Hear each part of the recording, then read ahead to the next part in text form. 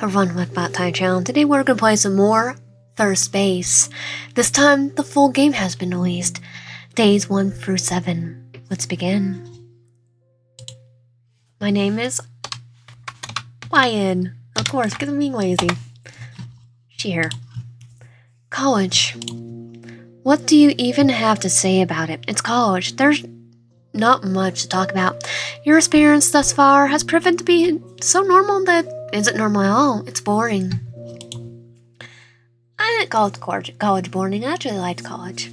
You were never the type to really go out of your way for anything, really attending your previous school's pep rallies, dances, or sports festivals. But you kind of missed the option to do so now that you're here. Once you realize that, you decide now was a better time than ever to try putting yourself out there. Even if out there is just a shade near the baseball field. You subconsciously find yourself walking by there every now and then while studying a book, Taming the Shrew, for your psychology class. It's interesting enough of a read that you enjoyed it, just casual enough that it doesn't take up all your attention. Sometimes you stop reading to watch the baseball players practice. It's a good start for you. The players are smart and fun to talk to when they're benched, and you've been able to make some friends through it, even though you don't play yourself. You definitely don't want me near the baseball, near baseball. I'll probably accidentally hit myself with the baseball bat. Another thing you're grateful for is that they're all very coordinated. The chance of being hit by a stray ball is little to none. And then little to none doesn't mean that it won't happen eventually, though. Speak of the, there is. Hey, watch out! A baseball is coming straight towards your face. You squeeze your eyes shut, anticipating a hard knock to your head. But it doesn't happen. We're saved by the star. Thank God! Someone caught it! Wait! Is that? You search your brain, you know the face. Upon recognition, you call out his name in confusion. Dakota! Clay? That's me. You okay? Blinking your eyes as Dakota swiftly tosses the ball to the pitcher, you answer. Yeah. Thank you. I should have noticed in time, but I was a bit preoccupied with the book for our class. You stumble over your words for a second. Well, what I mean is sorry. But I was sidelined anyways. It's no problem. Plus, you're cute. If any guy's dream to protect a cute girl like you. Your face flushes. Is he flirting with you? Yes, he is. Not that you mind at all. You heard only positive things about this guy. And when you talked to him before a few times, he seemed really quite nice. You thought his accent was attractive. To be fair, you found a lot about him attractive. And he finds a lot attractive to you about you too. Enough to be a Yandere. Oh, thank you. You're pretty too. Oh yeah, you think so? I mean, yeah, of course I do. In that case, first of all, thank you very, very much. Secondly, would you want to go out sometime for a date? Yes. I'd love to get to know you more. I already know everything about you. And it doesn't matter, so we're gonna go on a date. Sure, why not? Awesome. How about tomorrow for lunch at noon? We could go somewhere you want, wherever you want. Dakota seems determined to make this lunch date. It works for you, so sounds good to me. Dakota's smile grows wider, and you exchange contact information, spinning warmth and positivity. You give him a polite nod before you go your separate ways, your feet taking you back to your apartment. With all your classes out for the day, you feel a sense of liberation and freedom wash over you. The weight of the world is temporarily lifted, and you revel in the opportunity to be alone. The thought of tomorrow makes you smile as you snuggle into your warm bed.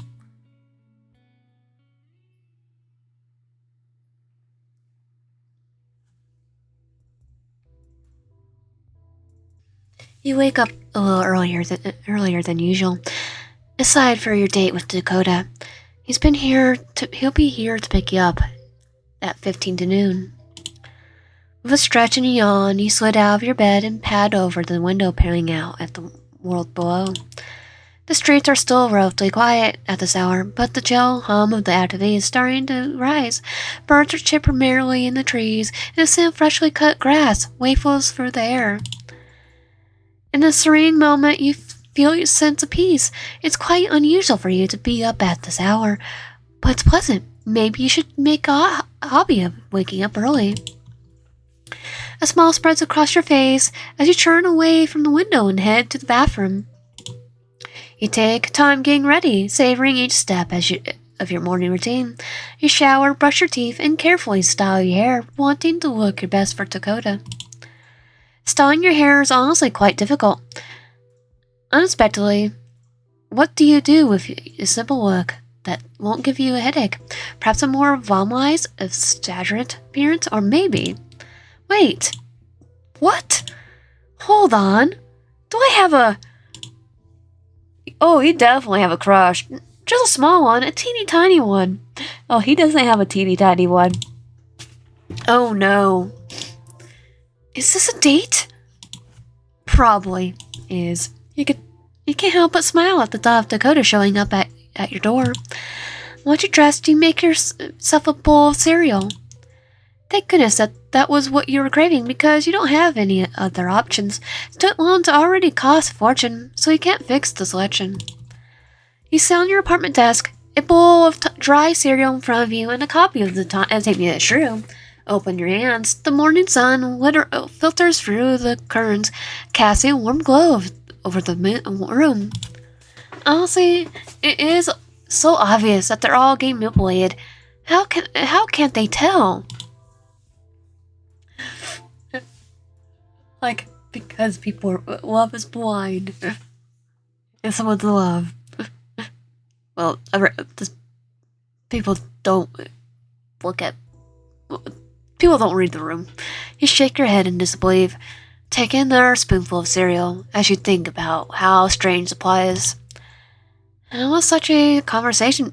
How is this such a controversial book? It should be evident that they're all bad people and need help. I have no idea how people think that their actions are excusable, much less reasonable. You sigh. How does this garbage get into modern curriculums? Maybe because it was written ages ago. Resigned shrug, you return to your attention to the book, trying to find anything that would make sense to you. But then, right at 11:45, you drop your book and spring to the door, up to the answer to the door. You take a moment before you open the door to take a breath and brush down your shirt. Alright, you got this. You open the door to see Dakota smiling warmly at you. He looks cool and confident, as if you were already great friends. Oh, he knows everything. He's been stalking us. Even though there's nothing obvious, you can't help but feel like it's different. Like his ponytail's neater, or his clothes are more ironed. Maybe it's just his confidence, though. He definitely probably ironed the shirt. Then chose to wear the baseball uniform, too. Meanwhile, you're having trouble skipping your butterflies in your stomach. It's really unfair how handsome he is, even when he's isn't dressing up. It makes you feel a bit silly for overthinking your appearance earlier. Hey there, Ryan. Are you ready to go? You smiled, slightly implying, yes. You blush a bit at your outburst. Dakota, on the other hand, seems amused. Don't look so embarrassed. I'm excited too. You look so calm, though. Do I now? He leans in with a slight giggle, flustering you further. Oh, by the way, you look really good today. Great today. Your heartbeat quickens. He was so close to you that you can smell the scent from his shampoo. Thank you. Dakota backs up, reaching an arm out to replace the space where he was. Are you ready to get going? Yeah. You leave your house, locking the door behind you before you get into Dakota's surprisingly fancy-looking car. Wow, nice car. Thanks. You expect him to elaborate how he got it, but he just closes the door for you. Your family must be pretty wealthy, or maybe he bought it with money he earned from his sports career, if he's making enough for baseball to afford this. Does the college pay? Maybe he bought it in order to look nice for dates. You briefly wonder how many people he oohed and awed over his car, but he brushed that thought aside. You're the one he asked out, after all. He took his jersey off before entering the car. Oh, huh? Sexy. It's more comfortable like this, no? Yes. Yeah, I guess. Dakota drives down the windy roads. The thought of lunch possibly fills the air. He turns to you, a warm smile playing across his lips. Would you like to eat? Where would you like to eat? You hesitate before feeling a sense of politeness. Since you're paying, I think it's only fair for you to choose the spot, right? Nah, you can pick. I'm not a picky eater. Are you sure? Dakota laughs, confusing you for a moment before he speaks up. Lion, I appreciate your thoughtfulness, but I'll be fine. What matters now is you. So you could pick. God, this was getting kind of cheesy. But the way he says even stuff like that. He's smooth. Very smooth. Alright, let me think. A flurry of thoughts waits for your mind as you consider the options you were to choose a place that both delightful and budget friendly. You're a bit lost of a broke college student after all. After a bit of thinking, a nearby caf pops in your head. It's charming, unassuming spot, known for its tasty and affordable fare. I can see the ideas forming in your eyes. Do you have a place you want to go to? Yes. Let's head over there then.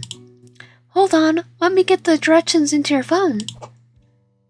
It's like, my brain goes, oh yeah, some cars don't have that. You could do them like, technically. If someone wanted to snoop on my phone, they could do it for my truck. If they were driving me, they could totally do it. From the console. You reach for his phone, but before he could grab it, he snatches it with unexpected ferocity, placing it face down in his lap. I also have a spot apparently for the phone, because higher end versions of it, that's where you charge. I have a portable charger. I prefer it if you just told me what it was.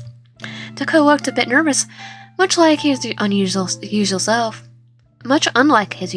However, as quickly as you notice it, his regular demeanor returned, replacing his expression with one of confidence. I know this area like the back of my hand, so we won't need directions. Oh, sure. It's Brook Bread Cafe. Dakota eyes wide in recognition of the place. Good choice. Let's head there right now. As you approach, the inviting aroma of freshly brewed coffee and mouth-watering pastries waves fills through the air, fur whetting your appetites. Dakota puts his jersey on, giving it a pang of disappointment. He looks good without it. Not that he doesn't look good at all the time. As you enter the quaint cafe, the first thing you notice was the aroma from outside is far stronger here because it's in the building. There's a level of depth sensation, as if it was made to be picked apart to learn just what each scent is. The giant buzz of light-hearted conversation, a little bit of laughter adds to the sensation, creating a cozy yet lively atmosphere. You never get sick of this place. As you make your way towards the counter, you notice a short line of people waiting patiently for their caffeine fix and pastries. You join the line with Dakota, awkwardly standing in silence as you read the menu. A few items on the menu catch your eye. You decide on... I think I already did that once. Strawberry salad of green tea, flatbed chicken sandwich with a passion fruit tea. It's nice and sweet and nice and light. Would the strawberry salad and green tea be more light? Flatbed chicken sandwich. It was a very kind of thing. After a lot less time you thought it would take, you and Dakota reached the front of the line. Oh, what can I get you for today? Hi, I would like a flatbread chicken sandwich with passion fruit tea, please. The barista nods and puts it into the POS. And for you, sir? I'll have the same. You look at him in surprise. There's no way he planned to order the exact same food as you. Maybe he hasn't decided what to get and just went with whatever he chose. Or maybe he just isn't that picky. You escaped your thoughts, only to realize Dakota had paid for the food. He did say he would, but your worst side honestly thought it was a ploy. Dakota lightly taps your hand, and you two quickly find a table for two near the window and take your seats. So, Ryan, you like a flatbread chicken sandwich with passion fruit tea, too? Oh, actually, I just want to try what you liked. What could be better recommendation, right? Oh, right. Yeah, I guess that makes sense. Besides, I liked all kinds of food. I haven't eaten anything that I don't like. Mr. Grin crosses your face. Well, if someone offered you something really strange, do you think you'd try it? I bet I would. People wouldn't cook it if it wasn't good. Oh, there are some people that can't cook. Oh, Peter. You'll laugh at that. You'll have to try one of your kitchen disasters. So how did you get into baseball? He was already smiling, but now the new light comes to his face as you talk about baseball. Well, it's not that exciting. When I was little, my dad wanted me to be in sports, so he had me practice different sports in our yard and try out for little league teams. That's how we discovered that I have a natural talent for baseball. My dad used to say I had one killer arm, still do. The neighbors unfortunately did not share my dad's enthusiasm. I did feel bad about their window, though. You laugh again. Dakota blushes at your smile. He's so handsome when he blushes. It lights up your face pleasantly. What's your major? Sports medicine, third year. It's like sports medicine. I need to look it up, but it would make sense. I know someone that does baseball. Gets paid for like doing stuff, and he's a umpire. Yeah, he's umpire. I feel like I should have seen that coming. He laughs. I could feel yourself blushing, even though you could tell that he's laughing with you, not at you. I love baseball, and I'm fascinated by the human body, so it's perfect major for me. It's amazing how intricate and resistant the human body is. And he's going for like management, sports management. This semester, I'll take emergency energy management and chemistry too. Well, that sounds intense. Considering all those classes, how did he squeeze in time for this date? He collapses into a pile of sweat every morning. Nobody looks at you. With a life like this, it's challenging, but it also sounds really rewarding. I'm taking the CPR certification test next week. And actually, I got to use some of my training already with all my teammates. Wait, really? What happened? He dislocated his kneecap. Was this after the guy might have put the baseball through the baseball ball and it ended up near our face? Oh, when did it happen? I felt thinking you grabbed your knees as a twinge of specific pain shots through you. Dakota looks worried for a moment and before waving his hand. Don't worry about him. He'll be fine. He can't do any sports for the next 6 months, and he has to wear a knee brace. But he'll recover. It's a good thing you were there to help him. True, but the way he was yelling, help would have come long before. Yeah, I think he was yelling at you because I'm pretty sure you're the one that busted his kneecaps. You didn't need to add that part. Thankfully, you hear the barista call out your order. You brush back your chair to get up, but Dakota stops you. You could stay here. I'll get our food. Oh, come on, it's only fair if I help. He smirks at you and stands up anyway. He puts a hand lightly on your shoulder to keep you seated. Nope, you need to stay here to save our table. I'll be right back.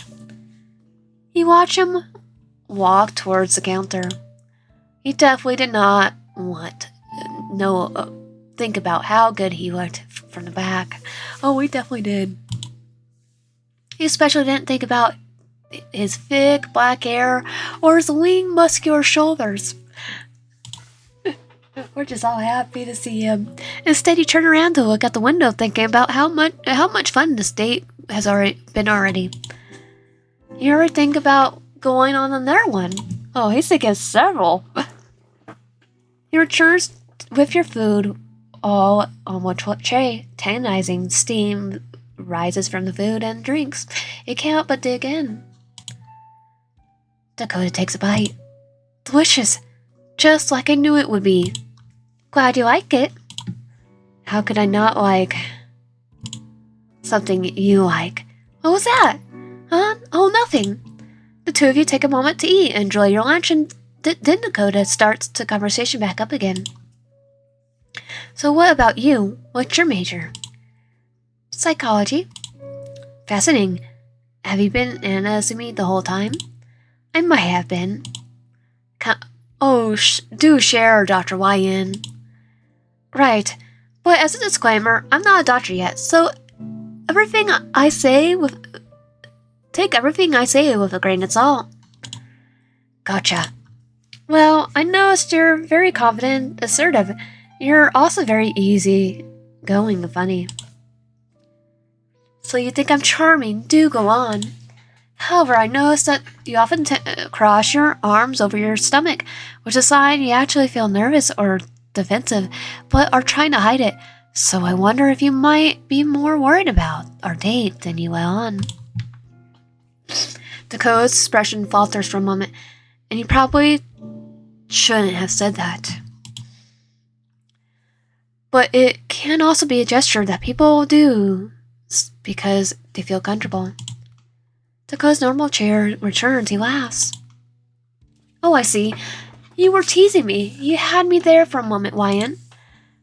And now you're putting me at ease to cover up the discomfort I caused. I really should stop analyzing people when they ask me to, at least until I get further along in my studies. You feel yourself blushing again. So about that, psychology is soft silence, so I don't speak in absolutes about it, except for the neurological aspect of it. Not to worry, I shouldn't have put you on the spot like that.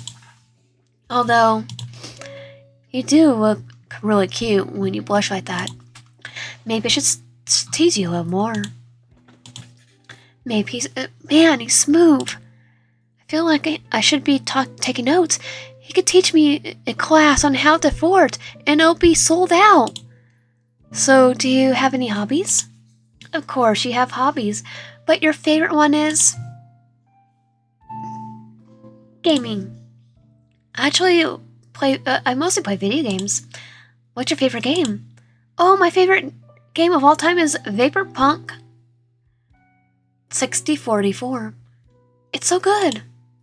I hadn't not heard of it. Heard of that one. Is that new? It's Cyberpunk of 2077. No, it's been out for years, but they did just release a new DLC for it. I'm waiting for one to go on sale. DLC. Downloadable content game companies put them out to keep the games relevant. I see. And some just do it all at once. Dakota falls quiet as you take a bite from the food. You can see a soft smile on his lips as he watches you. He's clearly very interested in what you're saying. You could feel his eyes on you, even when you aren't looking at him. Maybe he doesn't have many hobbies himself, so hearing you talk about yours fascinates him.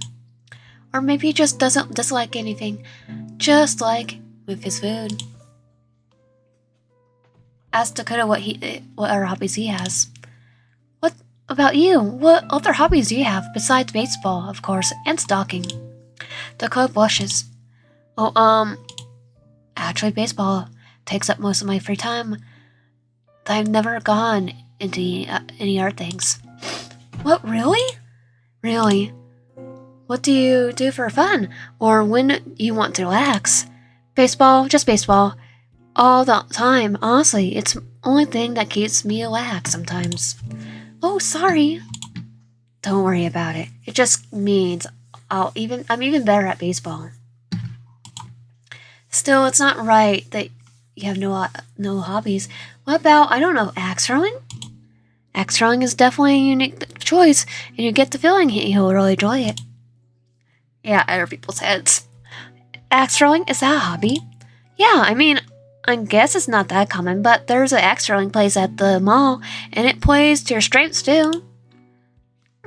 Okay, I might try it. Only if you come with me. Sure, yeah, that would be great. You've only been axe throwing once, and the thought of going again with Dakota excites you. Great. But if we're going to meet up again, I need your cell phone number. Sure thing.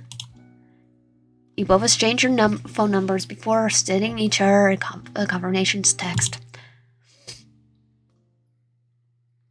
After the date winds down, you get into Dakota's car, and he takes you back to your apartment. Dakota pulls you up to the curb in his sleek black car. You both step out, the street lamps casting a soft glow over the quiet neighborhood. Well, here we are. You both stand there for a moment, the silence hanging in the air like a forgotten punchline. So, I guess I'll see you tomorrow. See you around? Yeah, definitely. You start to turn away, but Dakota clears his throat. Hey, wait. You look back at him, and eyebrows raising in curiosity. I had a really great time today. I was thinking maybe we could do it again sometime. You feel a rush of warmth in his words, a smile tugging at the corner of your lips. I like that. Awesome. Well, I'll text you then. Oh, and before I forget, I have some flowers for you. Dakota opens his car back seat and produces a bunch of roses. Oh my gosh! Thank you! Of course. Easy for you. As Dakota walks back to his car, you watch him go. with a sense of excitement. Maybe this was the beginning of something interesting. That night, you reflect on how well your date went with Dakota. Such a sweet, attentive person. You can't wait to see him again.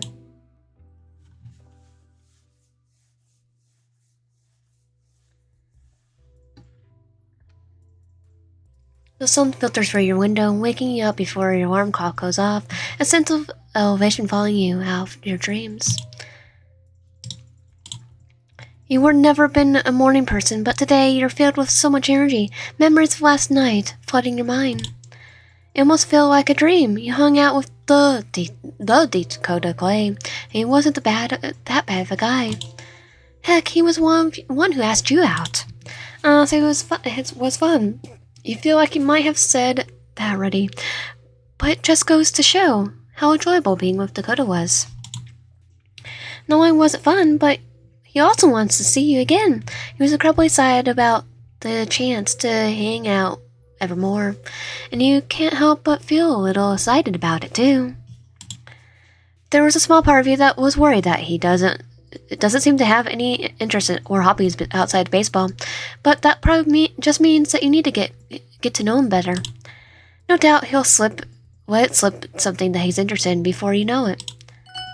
Your phone lets out a chipper ding, and you wipe it eagerly, only starting to straight at your messages. To your delight, you see exactly what you were hoping for, a good morning message from Dakota. It makes you giggly to see it, and you resist the urge to just kick your feet. He was just he was just your heart, and he has your heart in his grip. And it makes you happy that you're more than eager to send a quick good morning reply in turn. In, and you have a bit of a difficulty to keep up. He's so chatty. You knew he was a talkative person, but almost overwhelming in text form. After a few back and forth messages, he's double checking if you like to go on the axe throwing place at the mall, which sounds like so much fun. You always wanted to go try axe throwing, and you bet Dakota would teach you to do it amazingly. Weren't we the one that already went? Just as you finish that thought, your phone goes off and causing you to jump in place. You forget that you hadn't turned it off after waking up. You turn it off and suddenly remembered of the fact that you're a college student, which means you don't actually have all the free time in the world to go axe throwing whenever you want. Your phone, open your schedule app and yep, you have literature class to attend today. Your disappointment suddenly surfaces as you realize you won't be able to go axe throwing today. You weren't sure how you forgot about it so easily. Maybe the book was so awful you were trying to forget it. Weren't we all enjoying the book? Considering your reading team issue, you probably forgot on purpose. For a moment, you consider skipping the class, but then decide against it. You can't afford to let your GPA drop any further than it already has, so it's best to get the class over with.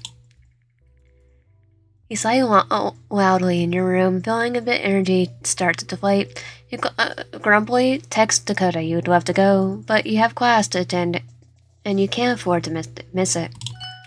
There's a short pause, but he texts back, letting you know he understands and that the two of you will plan to go on their time. You can't but smile and heart his message. So grateful for how understanding he is. At the very least, you could complain about class to him afterward.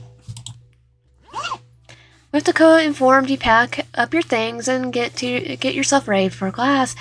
You're not looking forward to a boring day of literature class, but what can you do? With a half-hearted mode, you step out of your dorm room to start your day.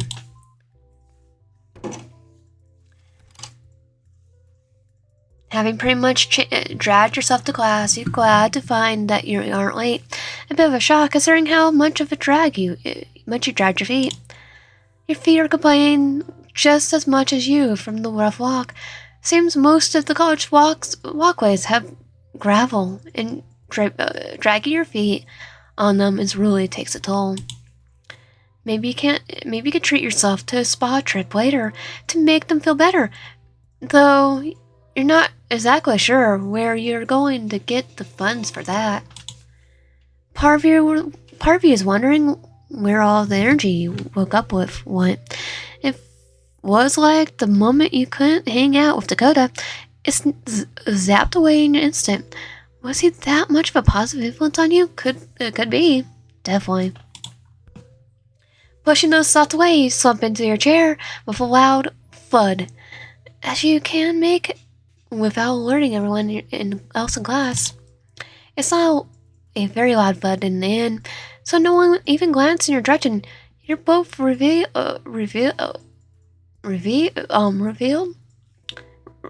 and disappointed by this outcome. Just like a zombie trying to scratch the door open, you pull out your laptop and struggle to open it, digging your nails into the side to just flip the lid open up. You're putting so little energy in lifting the lid to actually quite painful on your nails. Your mind wanders for a moment, wondering if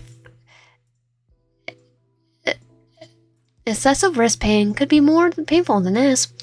For a moment, you consider comparing the two. To the second thought, you are not developed arthritis from overworking your wrist just to put the two on a comparative scale. Especially when we don't have it yet. After several failed attempts to lift the lid up, with just your nails, you decide to stop dilly-dallying and actually open your computer. The computer starts up, auto-opening to the tabs you need, including your project, which, as of now, is blank. You sigh as you stare at the screen. You had to work with it. Things got in the way, like having a lunch date with Dakota. On a list of priorities, you list that as far more important than a college assignment. Even if it probably shouldn't. Yeah, probably shouldn't. If we care about our grades, at least. Instead of getting started on the project, you decide to recheck the requirements for the assignment. Also depends on probably the school. As you weren't all throughout your school years, rechecking the assignment is the best way to stall. If the teacher looks over your shoulder, they'll just assume you forgot. Forbidden techniques like these help with your sanity. Someone clears their throat next to you. Suddenly a million thoughts go through your head. Oh God, your headphones unplugged? Is your appearance that intolerable? Because it's Dakota. You whip your head around so fast that you're not recognized who is first, but as soon as you do, Dakota? He's stunned. He's here! Dakota Clay! Dakota asked you on a date and was hell of a smooth about it, Clay. Why is he in your literature class? Hey. How surprising. We're in the same class. I knew you would have picked this class. That's why I chose it too. This is very surprising. You didn't think he would be the type to choose this class. He didn't mention being into reading, but I guess it makes sense. Perhaps he's here as an easy elective, just to get through credits to graduate. Maybe his parents forced him here to show off their son is both sports smart and book smart. It doesn't matter. It's honestly quite a good thing. You were just trying to complain to him about the book. Yeah. Wait, why are you surprised? You've been in this class for a couple weeks now, and you should notice him by now. He's been hiding in the back, behind us. Though, come to think of it, you haven't really thought of Dakota until yesterday when he took you out. Maybe you just missed the fact that he wasn't in this class. This had to be the case. There's quite a few people in this class, and you two must be just missed each other until the day at the baseball field.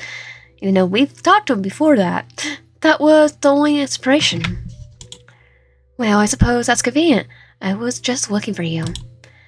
You see, the teacher claims I'm a bit stuck in my interpretation of the book, so I thought a second opinion would be good. Who is better than you? Everyone has a different interpretation, teacher. Who's better than me? Crap, you haven't written a single goddamn character in your essay. You're gonna have the most dog crap take ever, and you will never ever breathe in your direction again.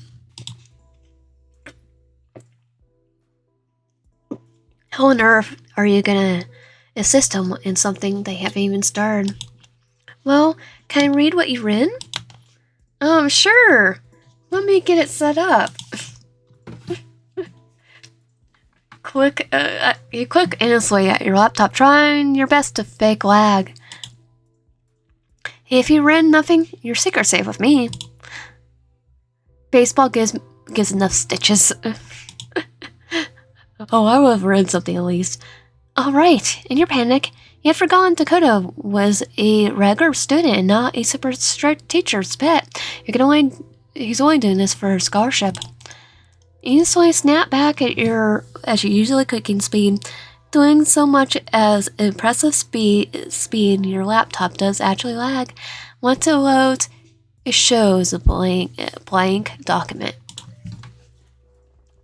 It's not like you're expecting words to have magically appeared on it between sitting down and talking to Dakota, but it would have been nice if the universe had done so. That's quite alright. It's a bit rough read for beginners. I'll give you that. What part are you struggling with? I'll be happy to help. All of it. Your cheeks flush in embarrassment at the offer. It's not that you're a bad reader. It's just that you've always struggled with Shakespeare. Well, Shakespeare's definitely hard level English. He uses archaic words. He makes up words. Specific note intonation of his writing and obtuse ways characters speak to each other. Frankly, you find it hard to believe that any of these works have become such beloved classics.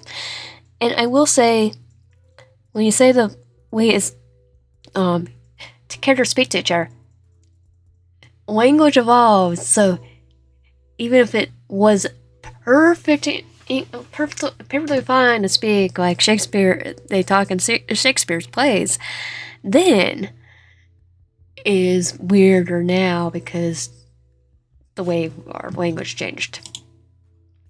Well, and yeah. Well, I kind of struggling to just get through reading it until falling asleep. That's why I was trying to read in the baseball field that day, to force myself to focus on reading it.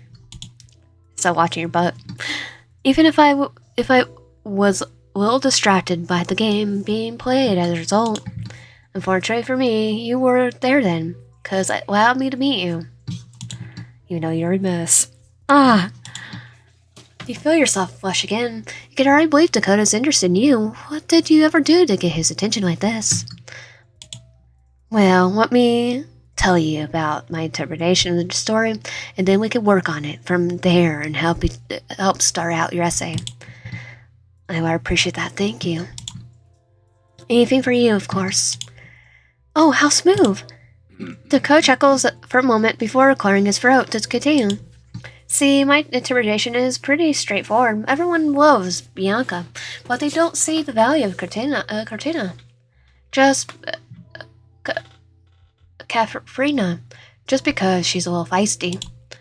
Then she marries Petriel, and he whisks her away to his home, where he truly and properly tames her. She becomes his perfect, loving, doting wife, with a bit of encouragement. Yeah, because he's Yandere. It shows that you can make anyone your perfect partner with a bit of care, attention, and the right precision. Is that what you're going to do with us? Is that what you're going to do with us? Really? The story is pretty straightforward, honestly. In fact, it says it's one of Shakespeare's least complicated works. Pretty sure Romeo and Juliet is not that complicated. But the teacher seems to give me a strange look after I'd done swaying that. Honestly, who are we going to judge? No one actually knows what Shakespeare was thinking, but I think it was obvious. I think the teacher might want to be calling the police on you, Dakota. It's a tame or be tamed world, and I happen to be the light doing the taming. Is that really his interpretation of the book? Frankly, you haven't even finished reading it, so it's far from your place to have a nuanced interpretation of the book, but it seems a little bleak. Still, if the Dakota Clay is talking about the book, he could possibly believe in harmful views. Was the right one to have. He was just splitting his point of view of the story. We might not want to. He's definitely taking the harmful views. It probably wasn't as bad as he had made it sound. Even if it was, he was just splitting what he read. He doesn't actually believe taming people into becoming the perfect spouse was a good idea. Right? That's an interesting interpretation of the book. I can understand why the teacher might feel weird about it, but it's just your perspective. It's not that crazy. Not that crazy. See, you got me. You really got me. It's no wonder I'm obsessed with you. Even if other people interpret the story differently, there's no denying that Katrina is tamed by the end of the story. She becomes adultful, obedient life and expresses to everyone in the audience, whether it's act or fictional, the end result is the same. You definitely seem enamored by the story. Did you like it? Like it? I loved it, huh? It's a comedy, and it lives up to this name. The suffrage of everyone being disguised and fooling each other. The slapstick coming on display, and the actual taming itself is a riot from beginning to end. Okay, I'll have to look it up to see if it was actually a comedy. Because if it is, it'll be like a comedy. If it isn't, it's like it'd be a comedy for him. Whether or not its teacher's morals lesson is up to each person to read the story, who reads the story. Personally, I think it's a fun idea to have all the interwoven ideas and plots, and whether or not the taming actually works is also up to how well the tactics are done by Patricia. People can break and be broken, and that much is true. That's all about how you wield your hands. You really need to finish reading your book now. If Dakota's interpretation is anything to go by, the book is funnier than you were giving it credit for, and maybe the dark comedy even offers more nuance, understanding to the concept of taming Katerina. Now, the question was, what little do you know of the book? Do you agree with Dakota's interpretation? You don't like that interpretation. I'm gonna do it. It's a good interpretation. Actually, I think I did that one. I don't think I did this one. Okay, I did all of them. It's a good interpretation. So you're probably right. Shakespeare's known for his complicated works, but not everything someone makes is to be complicated, especially if it's supposed to be funny. I haven't read a few of the books so far, but what you're saying lines up with what I read. I think it's a good interpretation. You expect nothing less from the Dakota Cray, after all. I'm so glad you agree. It makes me feel even closer to you than before, so you could tame us. Really? You know what they say, great minds think alike, and nothing more alike than sharing an opinion like this one. Goodness, Dakota's really happy to agree with you. You agree with him, isn't he? It makes you a little giggly inside to know you made him so happy. Could this take any better? You know, I was really struggling with getting this assignment done, to the point that even even reading the book was feeling painful, but you really inspired me to take another crack at it. I bet I could finally start writing this assignment and reading the books seriously now, and it's all thanks to you. Well, I'm happy to be of help. You're a huge help. I doubt I'll be able to finish the assignment without you. Dakota looks like he's about to say something more when the teacher finally clears his throat. To get the class's attention, it seems like it's time to actually listen to the lecture properly instead of talking amongst ourselves. Dakota seems a little annoyed, but both of you turn to the teacher and pay attention to what he's saying. You open the tab of your laptop to your notes section.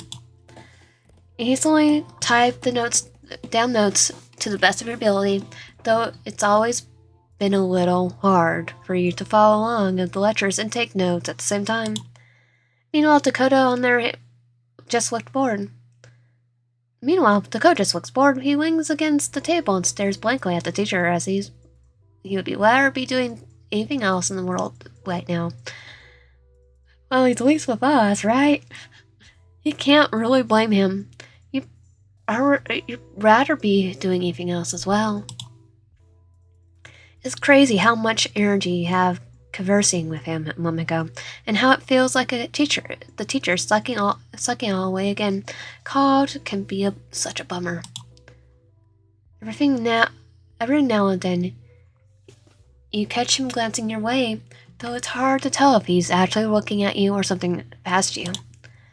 More than once, he tried to catch his eye, only for him to turn away just before you catch him dead to rights next, staring at you.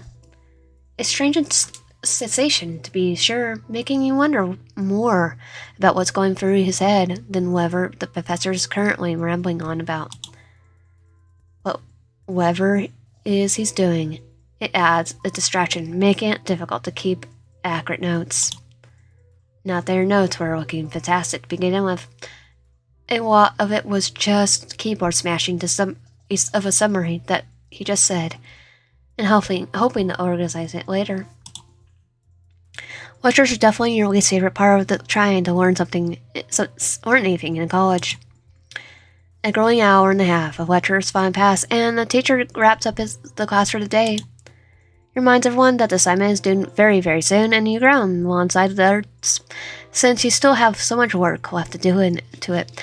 Though if it wasn't for Dakota, you'd be even further behind than you are.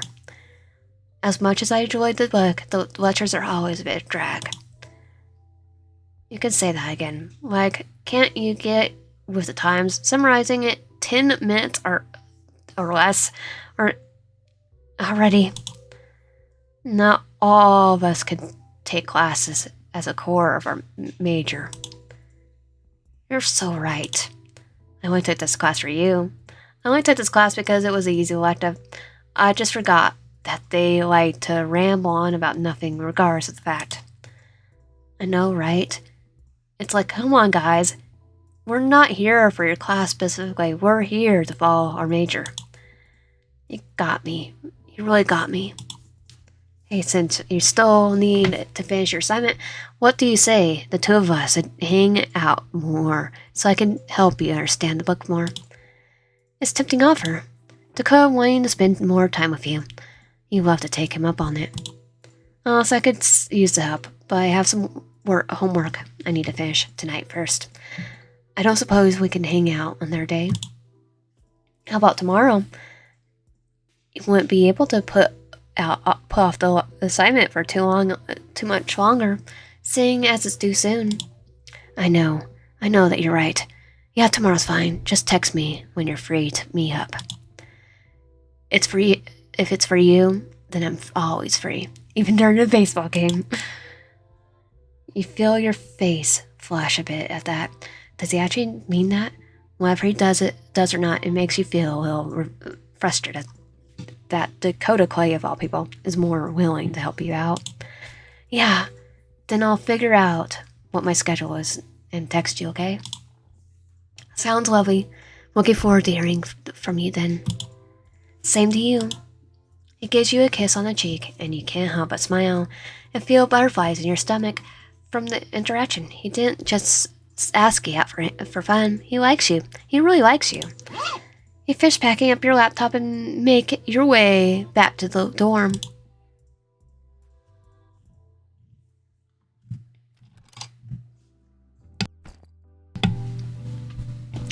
After a long day of classes, you feel like your energy drained from your body the moment you step through the door of your room. With a little clatter, you pop your bag on the floor and flip-flop onto your bed. Your whole body is complaining, and you haven't had enough to eat due to your limited budget, and you had to sit through boring classes to keep your GPA up. Your feet is pulsing with pain from all the walking and grating against the gravel, and you could hear your neighbors playing and trumping music. The only highlight of your day so far has been getting to spend time with Dakota, even if it was just a short period of time. You feel fortunate that you've been willing to put up with so far, despite everything going on, and wonder if or when he's going to get sick of you.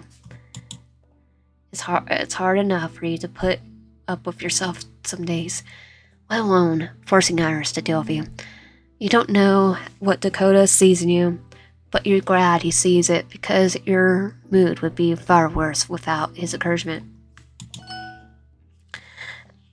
As of on cue, your phone dings and you lazy pull on your pocket, barely even having the energy to turn your head for the comfort of being buried in your pillow to look at the screen.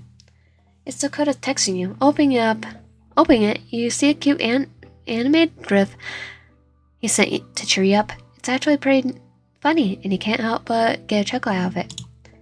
You quickly send a lighthearted reply back in return, and you feel something in your energy returning. He just seems to always know what you need, doesn't he? Because he stalks us. Just from the little exchange, you can feel like you'll get your homework done. That way, you won't have to put off hanging out with Dakota any longer than you have to. Grabbing your laptop from your bag, you set up on the desk and get ready to start your homework.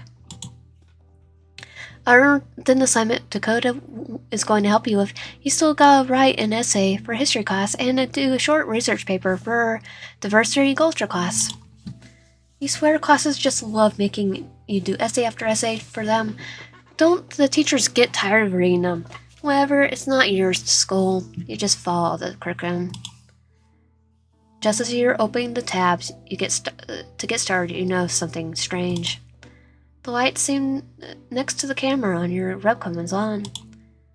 That's strange. You shouldn't have any programs open to use the webcam. You glance around the taskbar for any programs that might be using it, but nothing comes up. Strange. You shrug it off and decide to focus on your homework, figuring it might just be a software glitch. Your laptop is kind of old and was on the cheap end to begin with anyway. Though you get to work, you can't help but getting the strange sensation that you're being watched.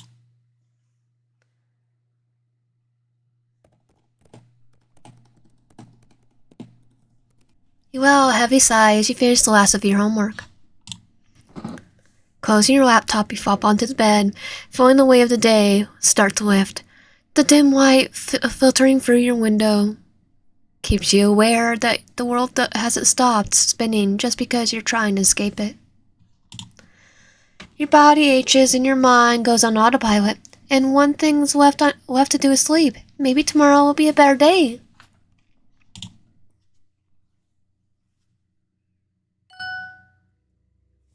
You wake up in the soft chime of your phone buzzing on the nightstand. The sunlight's already peeking through the curtains, and your brain is still a bit foggy, struggling to shake off the remnants of sleep. You pull yourself up and search for your phone, squinting at the bright screen. Your heart skips a beat when you see the messages from who the message is from. Hey, you awake yet? Want to come watch me practice baseball today? It's gonna be fun. Or are you supposed to help us with homework? An essay? You blink a few times, rubbing the sleep out of your eyes. You're half forgotten about the energy from yesterday and how it's creeping back in. Dakota Clay, the guy who made your stomach do flips in ways you never thought possible, wants you to watch him practice. How's that even a thing? You try to calm the immediate wave of excitement that washes over you and try to type back a quick response. Good morning, sounds fun. What time? I'm free at 4. Thought you might want to see me in action. Don't worry, I won't show off too much. Of course, his confidence oozes through, even in text. You can practically hear the smile in his message. You feel a bit giggity, but at the same time, a small part of you wonders what it would be like to watch him in action. Baseball is one thing, but Dakota is another level of distraction. You take a moment to compose yourself to ensure that you didn't come off too eager, though. Who are you kidding? You practically bounce off the walls at the thought of seeing him again so soon. Sounds great, I'll be there. See you then. Then we can do our homework after. You press in and let out a quick sigh, holding the phone in your hands like it's some sort of lifeline. Before you dwell on it too much, how ridiculously excited you are. You realize you still have time to kill before 4 p.m. The morning stretches before you like an empty canvas.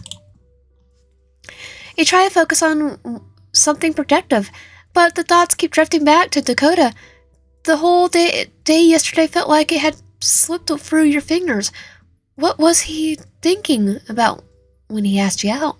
Did he enjoy the date as much as you did? What about class? You shake your head, trying to focus on anything other than the buzzing in your brain. You should get some work done. Maybe if you stay busy, the time will pass quickly. You won't be able to get through this weird little mental loop you found yourself stuck in. You grab your textbook and flip to the next chapter, determined to make some progress before the day slips away. But no matter how hard you try, the thought of Dakota keeps circling back, like a fly buzzing around your ear. What does he see in you? Eventually, you get distracted by your phone again. A few quick swipes and you're back on the messages app. Should I expect anything special? The moment you sit send, you instantly regret it. Great. Now you sound like an idiot. But then your phone buzzes with a reply. You open it to see a new message from Dakota. Don't worry. I won't make you sit through all the drills. We'll be doing some batting and maybe a little fielding. Just come hang out. You can watch me show off a little bit. You bit your lip, smiling at his message. Show off doesn't even begin to cover it. Dakota's confidence is basically a spot of its own, but you're not about to complain. You might enjoy seeing him throw a little bit of that charm into his baseball game. You start to feel a little silly for overthinking this. It's just practice. You watch, hang out, and have a good time. Simple as that.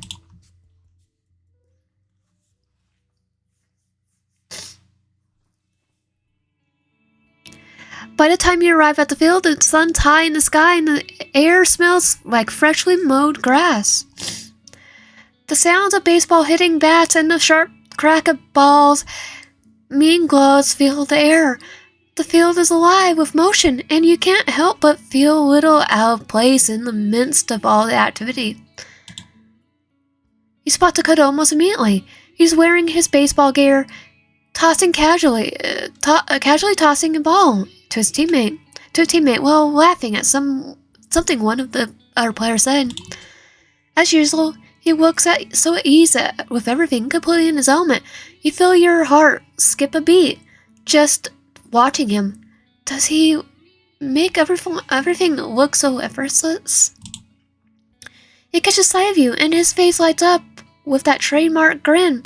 The second he waves, you can feel the warmth of his attention reaching all the way across the field. Hey, over here! You wave back, your nerves suddenly flaring up. There's a whole group of people here, but Dakota only has eyes on you. You make your way over to the fence where he's standing, and as you approach, he gives you a quick, easygoing once-over. So you ready to see me work my magic? Is it magic or just skill? It's a little bit of both.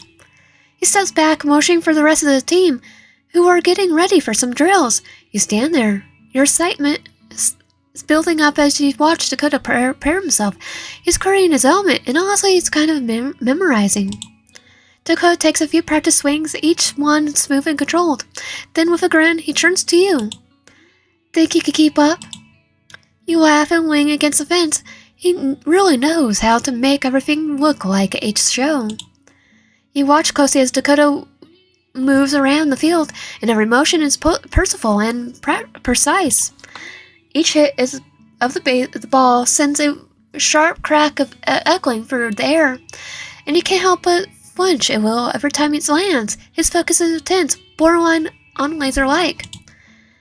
The kind of effort he's putting in feels more like a session than a passion. Every swing is calculated. Every stance is act. It's all too precise. Because he's practice. You swallow the unease, creeping on your throat, trying to shake off the feeling. It's probably just his way of taking things seriously, right? He's focused, that's all. Maybe it's all just how he is. There's no reason to make it more than it is. Still, he can't help but notice how everyone else seems to fade into the background when he's in motion. Like the whole field is his, and everyone else is just playing catch-up. Their players laugh and joke, but Dakota, he doesn't even smile between his swings. His eyes are locked on the next task at hand. His body moves with precision that is hard to look away. Like everyone else is his prey. For a brief moment, you catch his eyes across the field. His gaze sharpens as he meets yours, and there is a flicker of something behind it. But then it's gone, just as quickly as it appeared. You shake your head, dismissing it as you watch him prepare for another pitch before turning his gaze to you. His eyes soften when he meets yours. You enjoying the show so far? You watch you manage to smile back, though it also feels a little forced. The excitement from earlier hasn't quite returned, placed by odd discomfort you can't shake. Yeah, it's awesome. Dakota's just focused. He's just giving it his all. It's normal to be tense, right? Everyone else isn't. Still, he can't help but notice how everything else around him seems almost secondary. Like the game isn't the point anymore. It's just about doing it perfectly. After what feels like eternity of watching Dakota impeccable swings and razor-sharp precision on the field, he finally gets his bat down and jogs over to you. His face is flushed with effort, but his expression still remains locked in that confident look. His breathing is heavy but steady, but as he slows down his ears, wiping the sweat from his brow with the back of his hand before offering you a brief, almost amused smile. So, how is the show going? Show? Oh, he's showing off. He's laughs. His energy is contagious. Well, just watching you is definitely giving me a workout. Are you sure you're not trying to impress me? Maybe just a little. He blushes a bit. Dakota wipes his face again with his sleeves, and you see the faintest flicker of exhaustion in his eyes before he quickly masks it with another grin. I'm going to take 5 or 10. Since you're here, care to join me? You follow him without hesitation. He sits down on the bench with a sigh, stretching his legs out in front of him, and he looks over at the field. You settle beside him, feeling the cold breeze on your skin as the game continues in the background. The moment feels strangely intimate, even though you're still on the outskirts of everything. Dakota's confidence is magnetic, and he's so effortlessly everything. He's good at everything. He makes it all look so easy. It's hard to imagine him as anything other than the guy who wins at life. But the longer you watch him, the more you start to wonder, what drives him? What's the end goal here? Us. The question forms in his mind before you realize it, and before you could stop yourself, you ask. So, what's your plan, Dakota? I mean, you're not in the whole baseball thing. You got this whole baseball thing down, but what's in game? Are you planning to go pro? For a brief second, you feel like you're across some invisible line, like you ask a question that's too personal or real for someone like him to answer, but Dakota doesn't seem thrown off. He leans back on the bench, his arms crossed over his chest, giving you a look like he's considering whether or not he wants to share. The light from the setting sun catches his face, casting sharp shadows that only seem to make him look even more unreal. Actually, I've been scouted for a tryout with a major league team. He says it matter-of-factly, as if it's another piece of information you're supposed to know. Major league? Tryout? It's just a moment for it to fully register. You knew he was good, but you didn't know he was that good. Dakota looks over at you, his expression unreadable, as if waiting for your reaction. That's incredible. I mean, you worked so hard, right? He nods, but there's something in the way he does it that feels almost empty. It doesn't pride you this. It's not the pride you expect, but excitement that comes with big news. Not the excitement that comes with big news. It's like he already is so far into it that he doesn't even think about that it's a big deal anymore. Like it's just a next step in a plan that's been unfolding for a long time. Yeah, well, it's not like all sunshine and rainbows. It's all a lot of pressure. I have to get in. His tone darkens just slightly as he looks away from you, focusing on the field again. The cutthroat world of professional sports suddenly feels more real. It's not like about playing anymore. It's about surviving. It's about proving you're good enough, and if you fail, you're not out. You try to process it, but something inside you doesn't sit right. The thought of him pushing himself this far, sacrificing everything for a dream that could slip away just as quick as it came, it's not just daunting, it's terrifying. Do you think it's worth it? The sacrifice you have to make? Dakota's gaze flickers up to you, a slight, almost impeccable frown tugging at his lips. His eyes soften, and for a moment you think he might say something else that might ease your growing discomfort. Yes, you're right. I've got to focus. Focus on getting better, or making sure I'm ready. If I don't, there's no point of any of this. The finality of his words make your chest tighten. You realize whatever his answer is, whatever his path ends up being, there's no turning back for him now. He's already too far in, too committed to stop. You blame his dad because he wanted him in sports. You sit there silently for a while, the world swirling around your head like a breeze picking up across the field. You glance at him, his gaze is distant, focus on the practice ahead of him. There's a hardness to know how he stands now, a way you haven't realized before, knows before. It's not just about the game anymore, it's about everything that comes with it, and the consequences of what he's willing to sacrifice for it. There's no clear cut, or at least, not to you. There's a part of you that wants to support him, to be the person who stands by his side for their part, the part that concerned for his well-being. Can't imagine the danger in all of it. You hesitate for a moment, then speak up. Support him. Dakota, I know it isn't easy, but no matter what, I think you're really talented. You work so hard to get here. I believe in you. Dakota looks over at you. His expression softens as he processes your words. You can tell his eyes flicker with appreciation, making you feel a little lighter, like you're doing something right. I know I know sacrifices are to be made, and it's a tough road, but whatever happens, I'm here for you. There's a long pause, and Dakota studies you, his face unreadable.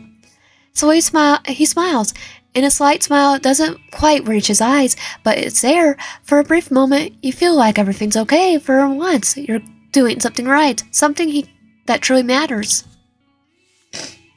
Thanks, that means more than you think. His words linger on the air, and you can't help but feel a little lighter. The unease is buried under the layers of admiration for Dakota's talent, drive, and determination. But somehow, hearing him say that, you feel like you're doing the right thing. Dakota turns to you, a small, sincere smile on his lips.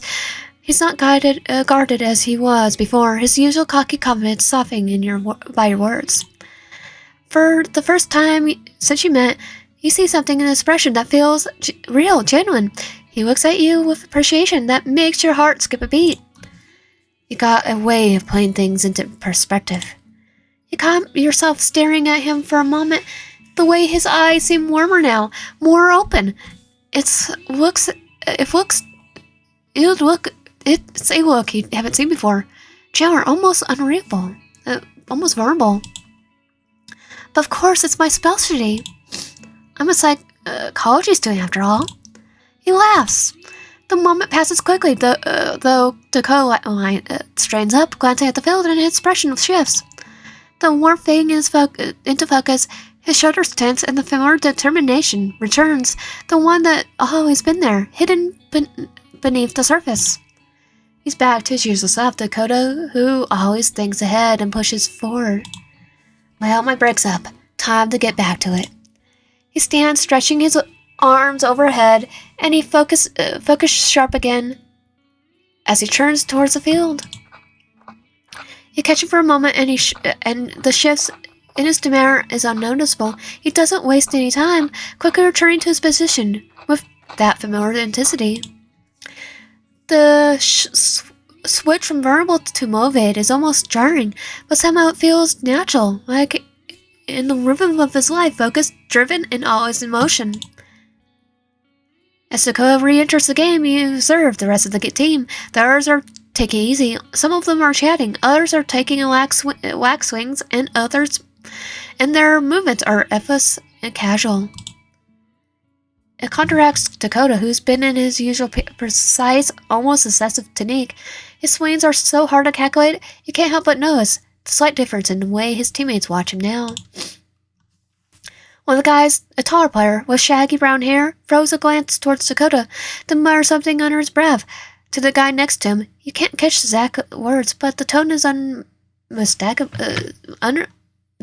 judgment. They don't seem to understand why Dakota's putting so much into a single swing and throw. They're relaxed, enjoying the game, while Dakota pushes himself hard. It's almost as if they're waiting for him to crack under the pressure, expecting him to burn out. The other player nods slightly, his eyes flicker towards Dakota with a slight smirk. He seems to be the polar opposite, one of those players who are just naturally talented. Wasn't Dakota supposed to be naturally talented, though? He barely has to break a sweat to get a ball where it needs to go, and you can see it now, how he moves, the efforts glaze with his swings. It's easy to tell he doesn't share Dakota's intensity. He doesn't have to work as hard for it, and his teammates seem more impressed by his raw talent than Dakota's tireless effort. They can't but feel a will for Dakota. It makes you wonder, though, why does he push himself like this? What's driving him to work harder than ever anyone else? You glance over at him. His face is picture of confident concentration, and he adjusts his stance, preparing for his next pitch. There's a way he moves now, and you can tell he's not just trying to impress anyone. It's deeper than that. They don't get it. They don't see how much he's putting it on the line, how much of himself he's giving up to chase this dream.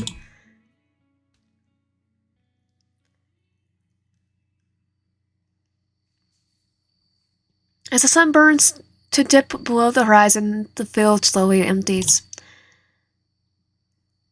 The sound of baseball hitting the bats fades as the team starts to pick up, and the usual chatter and laughter filling the air. He knows Dakota hasn't moved from his spot. He leans against the fence, eyes scanning the field one last time in deep thought. The others are busy gathering their gear, but Dakota seems different. A stillness about him stands out, and a focus that hasn't faded away with the end of practice. Before you know it, you find yourself walking towards him. The unease from earlier now replaced by curiosity you can't shake. As you approach, Dakota notices you, pushing himself off the fence with a smile. Hey, you didn't have to stick around for this. The practice is over, you know. You shrug, a little nervous under his gaze, but you're not about to back down now. The way he's looking at you, you feel like a part of something bigger. I didn't mind. I thought you might need a little support. Plus, it was interesting watching you, you know? You're good at what you do. Dakota chuckles, a low, appreciative sound that makes your stomach flip. He steps a little closer, his eyes softening, and for the first time today, you notice a genuine warmth of expression. Well, I really appreciate you showing up. It means a lot, honestly. He pauses, taking a breath as he looks at you in the eye.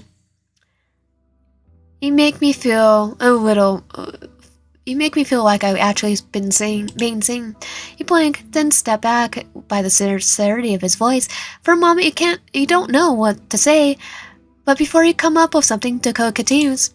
I think you're pretty sweet, too.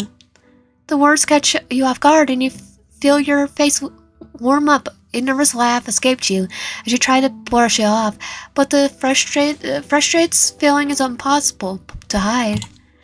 Of course, he would say something like that. Oh, you're such a flirt, you know that. Dakota raises an eyebrow, a laugh escaping him as he leans against the fence, his eyes sparkling with amusement. Me a flirt? Nah, just being honest. Can't help if I got away with words. You can't but grin, feeling a surge of confidence bubbling inside you. Maybe it's the way he's looking at you, or maybe it's just the mood in the air, but you feel a little more jarring than usual. Oh, I don't know. I think you got a lot of charm, Dakota. You give him a playful look, and your voice dropping to a teasing tone. It's hard to resist you when you're all that smooth. You have got all those smooth lines ready. Dakota freezes for a split second, his eyes widening slightly as you deliver your playful comeback. He was expecting you to actually flirt back, and it froze him off balance for a moment. The cool, confident aura he always wears falters, and you catch this hint of a blush quipping in his neck. Wow, the great Dakota Clay's off guard. You can't help but feel a little proud of yourself in throwing him off balance. You never thought you'd be the one to make him flustered. Whoa, okay. I wasn't ready for that. You're full of surprises, huh? Oh shit, you're perfect. You're so perfect for me. Oh, okay. I wasn't ready for that. You're full of surprises, huh? It was almost like the roles have switched, and now it's Dakota who seems a little uncertain, trying to keep his cool, but not quite managing it. It's a strange feeling that you're not used to, but in a way, it's kind of nice. You see the cracks in his confident facade, which makes him feel more human. Guess I'm full of surprises, too. Dakota shakes his head with a soft laugh, and there's something different in the way he looks at you. It's not just admiration or charm, it's something more. All right, I admit, you got me there. He pauses for a moment, his expression softening again. Thanks for hanging out with me today. It was nice having someone to talk to. You smile, your heart warming in his words. It's not just the flirting anymore. There's something more real than here now. A connection you didn't quite expect, but are glad to have. Anytime, Dakota, anytime. The field is now quiet, save for the soft rustling of the leaves and the faint sounds of last few players chatting as they back up. Dakota stands beside you, his usual confident smile still lingering, though there's something more subdued about it now. The air's cooler and everything the evening wrapping around the arms around you, two of you, but it's not uncomfortable. The sense of calm between you both, something that wasn't there earlier in the day. Dakota catches his watch, checks his watch, then glances at you with a casual smile. Hey, do you want me to walk you to the front of the school? It's on the way, and I'm pretty sure it's safer than you walking by yourself, especially this late. You look at him, confident, considering it for a moment, then the offer seems harmless enough. Maybe it's still a little thoughtful, even though there's something nice about the idea of walking with him. You feel a little less anxious now, knowing that someone else is around. Besides, Dakota seems like he's in no rush to leave, and there's something confident about his presence. Sure, that sounds nice. Without another word, you both start walking together towards the school entrance. The familiar path feels different tonight. The quiet stretches on, the sound of footsteps in sync as you head towards the front gates. Dakota's a few steps ahead. His pace relaxes but steady, but when you fall into step beside him. You both walk in comfortable silence for a while. The cool air as the sun dips lower. It's not a long walk, but there's something about it that feels meaningful. Maybe it's just the fact that you're with him, but even the sounds of the street seem quieter tonight. The hum of the city, the distant sound of traffic, everything blends in the background as the two of you walk side by side. Dakota slows his pace, his eyes flicker down at your hand, then he extends his arm, his hand open in silent offer. The gesture is simple, but feels like an invitation, something deeper than just a casual walk. You hesitate for a moment, unsure if it's too much, but the warmth of his eyes give you a quiet reassurance without saying anything. You place your hand in his. The touch is warmer than you would expect from someone like Dakota. It feels natural and brings a settled comfort. His grip is firm but gentle, and for a brief moment you're aware of just how close the two of you are. The small contact filling the space between you in a way that makes the air feel heavier. You both continue walking, either of you rushing, as if time has slowed down just for this moment. You don't speak for the rest of the walk, the silence calming, either of you needing to feel the space. It's almost like you both content with in the simple act of being together, or just walking side by side, no expectations, no pressure. The front gates come to view and you reach at them. Dakota's hand lingers for just a moment before he slowly releases it. The warmth fades, but the sense of something more remains, hanging between you two. Well, here we are. I'll see you around, okay? You nod and your chest tightens a little, though you don't know why. Yeah, see you, Dakota. You turn your head towards the direction of your dorm. Your mind is still in a brief exchange. You walk quickly, trying to shake the feeling of something lingering, something unsettling in your chest. Someone watching us? As you turn the corner towards your street, the hairs on your back of your neck begin to prickle. You glance over your shoulder, but there's no one there. The street is eerily quiet. You can't shake the feeling, though. It's like someone's there, following you, just out of sight. Your steps quicken as you try to push on knees aside, telling yourself it's just your mind playing tricks. But the feeling persists, like shadows lurking just behind you, getting closer. With each step, you don't dare turn around again. You pick up your pace, walking faster, heartbeat picking up as you round another corner. Finally, you reach your door, and your hands trembling slightly as you fumble for the keys. Once inside, you lock the door behind you, breathing heavily as you lean against it for a moment, trying to calm your racing thoughts. You strip off your clothes, changing into something more comfortable, and pop a couple of anxiety pills. The feeling warmth from the medication starts to spread through your body, and the tension slowly begins to fade, and you climb into bed. You pull the covers up, curling into a ball as you close your eyes, willing yourself to fall asleep. But even as you drift off, the feeling lingers. The sense of something or someone is out there, watching, waiting.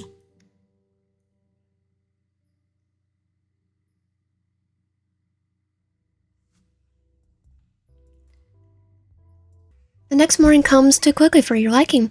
You didn't sleep all that well last night. Still, life has a way of moving on, whether you're ready for it or not. You prepare yourself for the day, trying to shake off the lingering discomfort. When you check your phone, you see a message from Dakota. Good morning, ready for some literature? You respond with a quick message. Yeah, sounds good. I'll be ready in a bit. After grabbing a quick breakfast, you tidy up a bit and try to focus. You can't help but replay yesterday's moments in your mind. The walk to the gates, the easy conversation, and the strange connection you felt. And the feeling of being stalked. Honestly, you wish you knew the side of Dakota first and foremost. You felt it felt in deep down when you first met him that there was more than meets the eye. But you have no time to mentally wander around. There's an apartment to clean. You tidy your apartment, going as far as to pair your socks and underwear together in your drawer, which was kind of pointless. Why would he look for your wardrobe? Because he stalks us. He probably takes some of our underwear. You never know.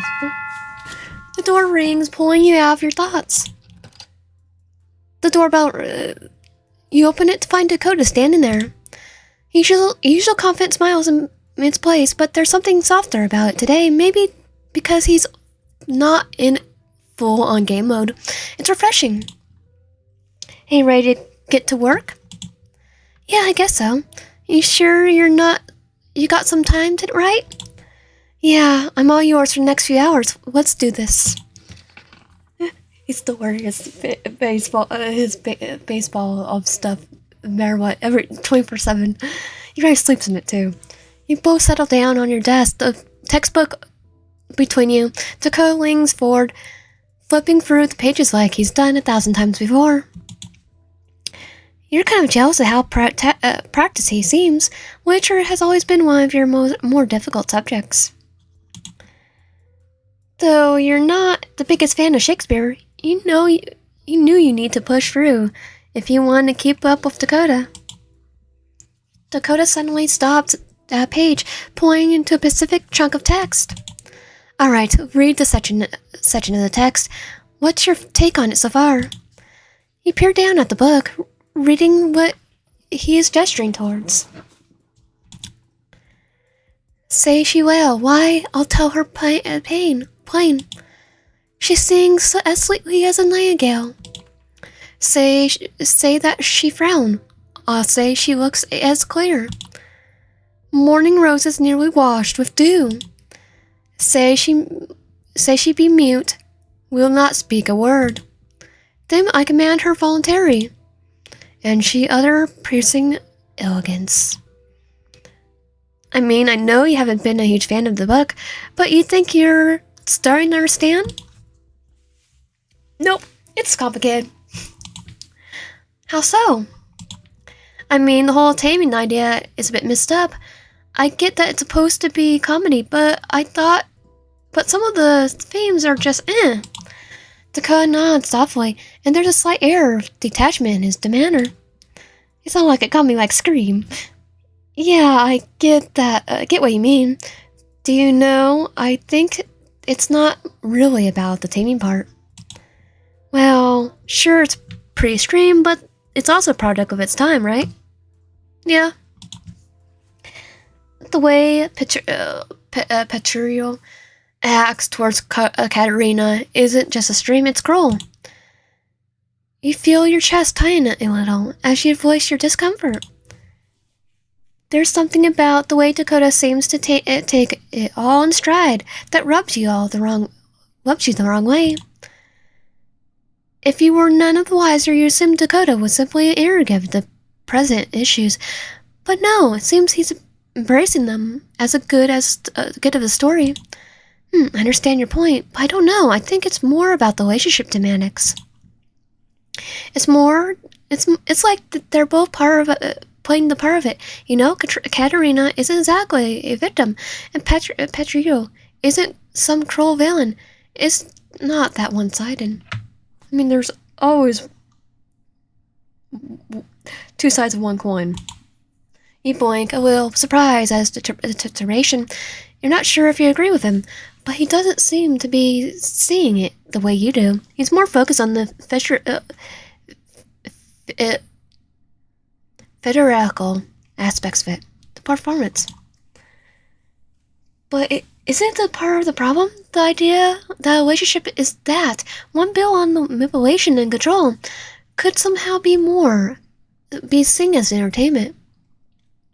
Well, we are playing Yandere dating sim, so yes. So you think it's more about their roles? Doesn't that still leave the problem of Katerina being forced to change who she is? It's more about the fact that Katerina doesn't fit the mold society expects. She's not the ideal woman, and Petrillo is just trying to help her fit in. I think there's a lot of room for interpretation in that, honestly. Yeah, about the ideal woman. Maybe then. You want to argue with him, to challenge his take on it, but his tone is so confident. He's not dismissing the plain issues, but he's reframing them. You agree. We'll just be nice though. I'll see it later what happens. Disagree. I'll actually see if there's any other endings and like how many endings. He's always been the type to avoid conflict, and maybe, just maybe, he's got a point. Maybe it's all bad. Maybe you're overthinking it. After all, you hear the work to get it right. I mean, yeah, I guess having a shrew-like character would be interesting.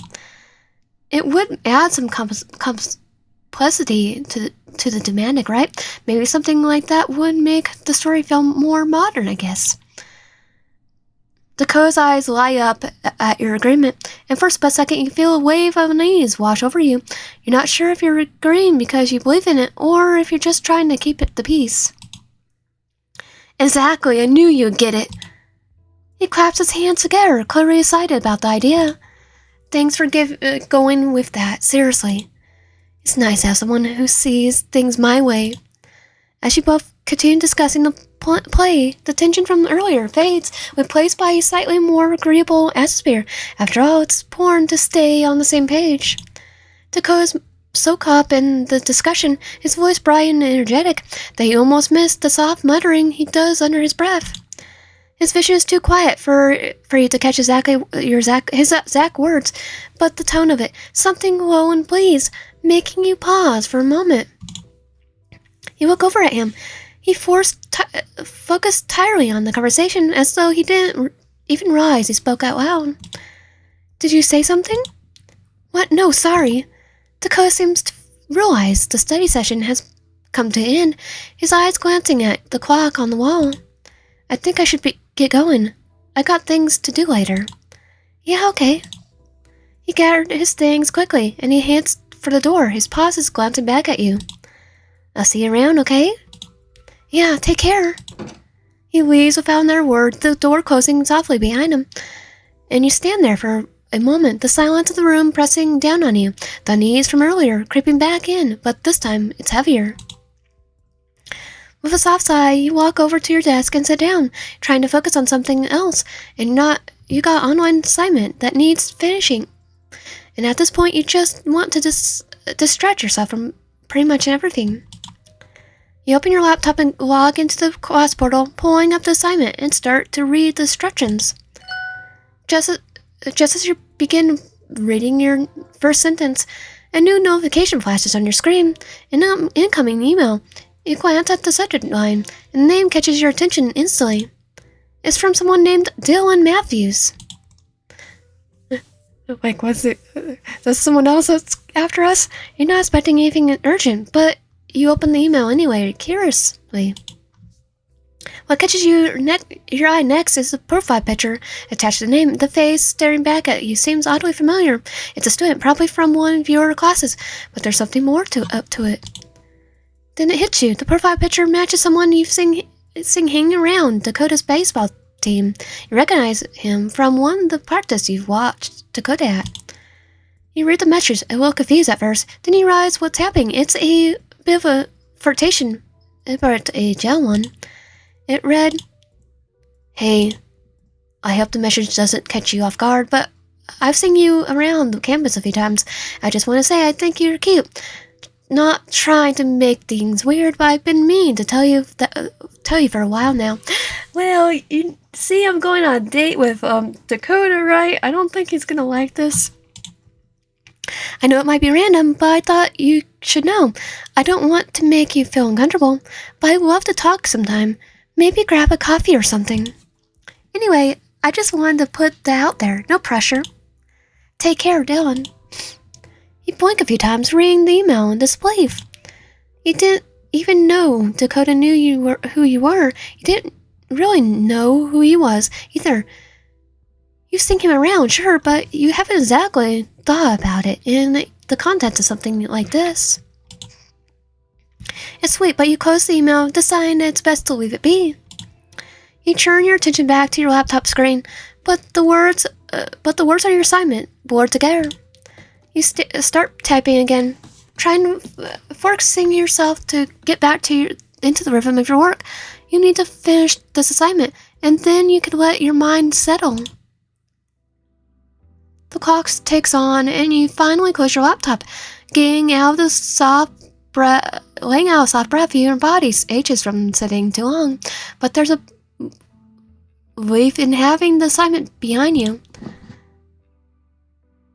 After a few minutes of staring at the ceiling, you walk over to your bed, falling onto the mattress with a soft thump. You lie back, closing your eyes, the silence of the room surrounding you like a thick blanket. Eventually, your body gives in, and sleep finally takes over.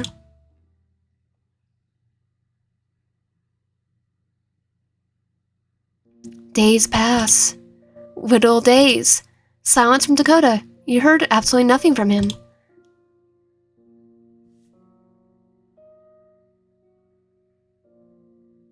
At first you tell yourself it's no big deal. Maybe he's just busy. Maybe he's got something going on. Yet, as each day drags on without a single text or call from him, the worry starts to creep in. You can't help but wonder if you've done something wrong. It's the first time in a while that you felt like this. Like you're being shut out by someone you care about. The quiet emptiness of your phone lock screen feels louder each time you check it, hoping that there will be a message. I blame Dylan. Nothing comes. The silence between you and him becomes unbearable, galling at the edges of your thoughts. You try not to think about too much about it, but every time you tell yourself that, a little voice in your head whispers maybe you upset him.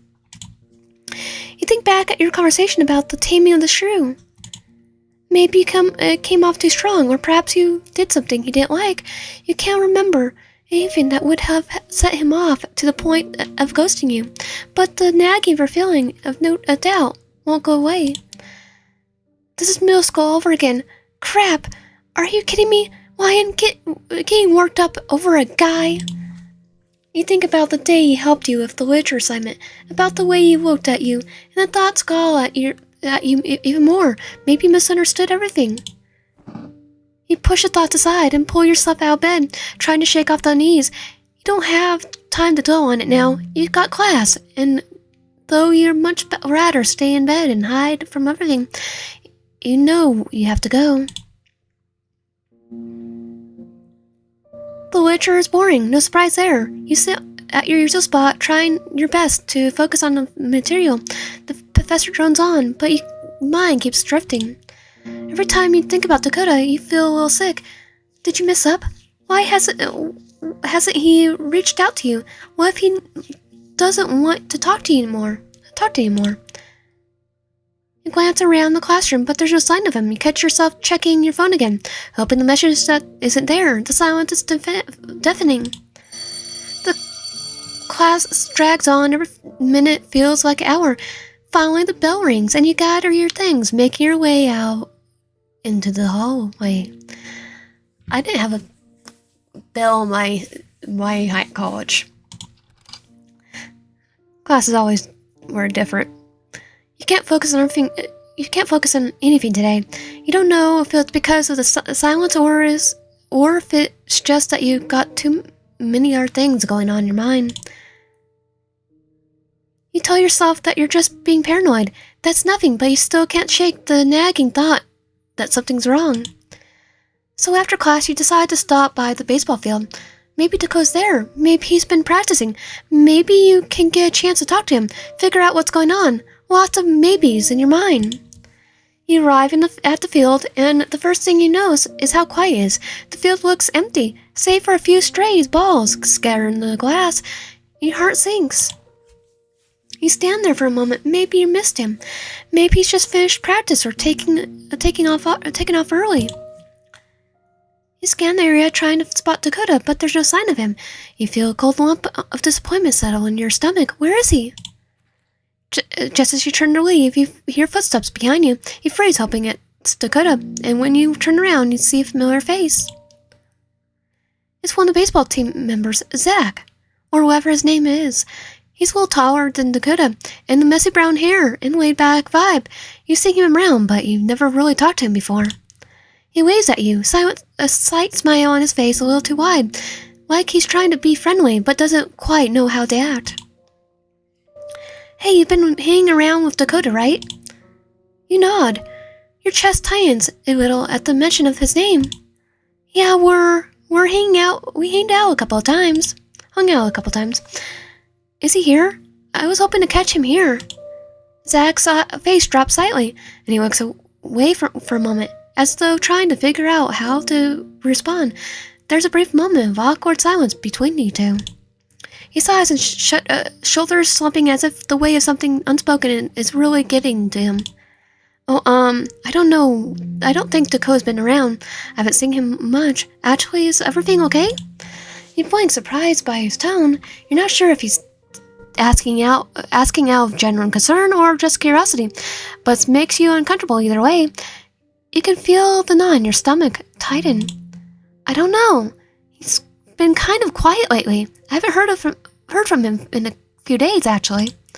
Yeah, we've noticed that. He hasn't been showing up to practice much either. We all thought you were together, you know? The words hit you like a punch to the gut. You try to ignore the heat raising your cheeks as you take a moment to process what he said. Did Zach just imply that you and Dakota were a thing? That's what everyone thought? Your mind races, and you feel an uncomfortable flutter in your chest. Yes, but where is he? You weren't sure what to make of your connection with Dakota, but hearing it so matter-of-factly like this makes everything feel even less confusing. Well, we're definitely hung out, yeah. Something seems to click in Zach's mind, and he nervously scratches his head. Ah, I see. Sorry, I didn't mean to, make things weird. It's just that, well, Dakota talks about you sometimes. I thought maybe you know where he went.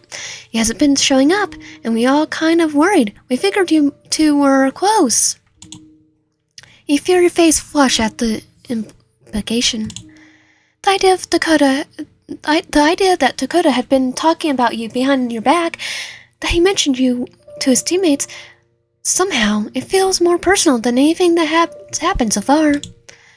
You're not sure what to say, unsure how to explain what's going on when you don't even understand yourself. It's yourself. I don't know, I wish I did. I've been trying to reach out to him, but he's been quiet. I haven't heard from him at all. Zach sighs again, clearly frustrated. He tries to keep it together. He scratches the back of his neck, looking down at the ground for a moment before meeting your eyes. Is it the Dylan person? Yeah, well, we kind of worried. I'm sorry, he's been acting different lately. Like he's been more distant, And I guess it's missing with everyone a little. You nod, the weight of his words sitting heavily in your chest. It's not just you, then. Something's off with Dakota, and it's not just because of what happened between you two. There's something else going on. Anyway, sorry to bother you. I know it probably isn't helping much. I just thought you might know. He pauses before giving a small shrug. I hope everything's okay, though I don't want to make it awkward. No, it's okay. I appreciate you telling me.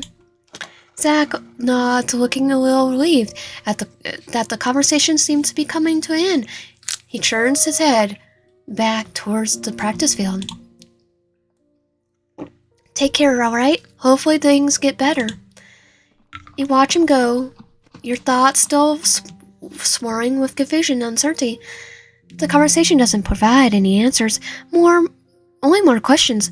Why hasn't Dakota been around? What's going on with him? You linger at the edge of the field for a moment longer, your heart heavy with worry. Dakota's acting distant, and his teammates are concerned. The more you think about it, the more unsettling you feel. What's going on with him?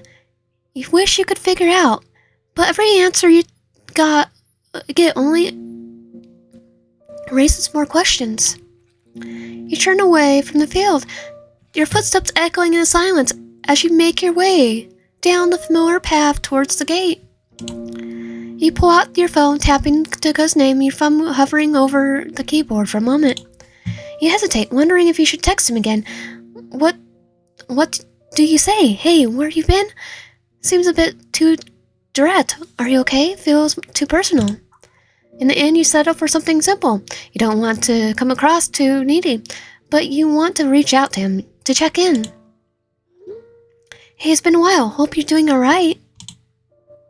It hits in, but almost immediately the doubt creeps in. What if he doesn't reply again? What if you're just annoying him? You see him 4 messages now since he vanished.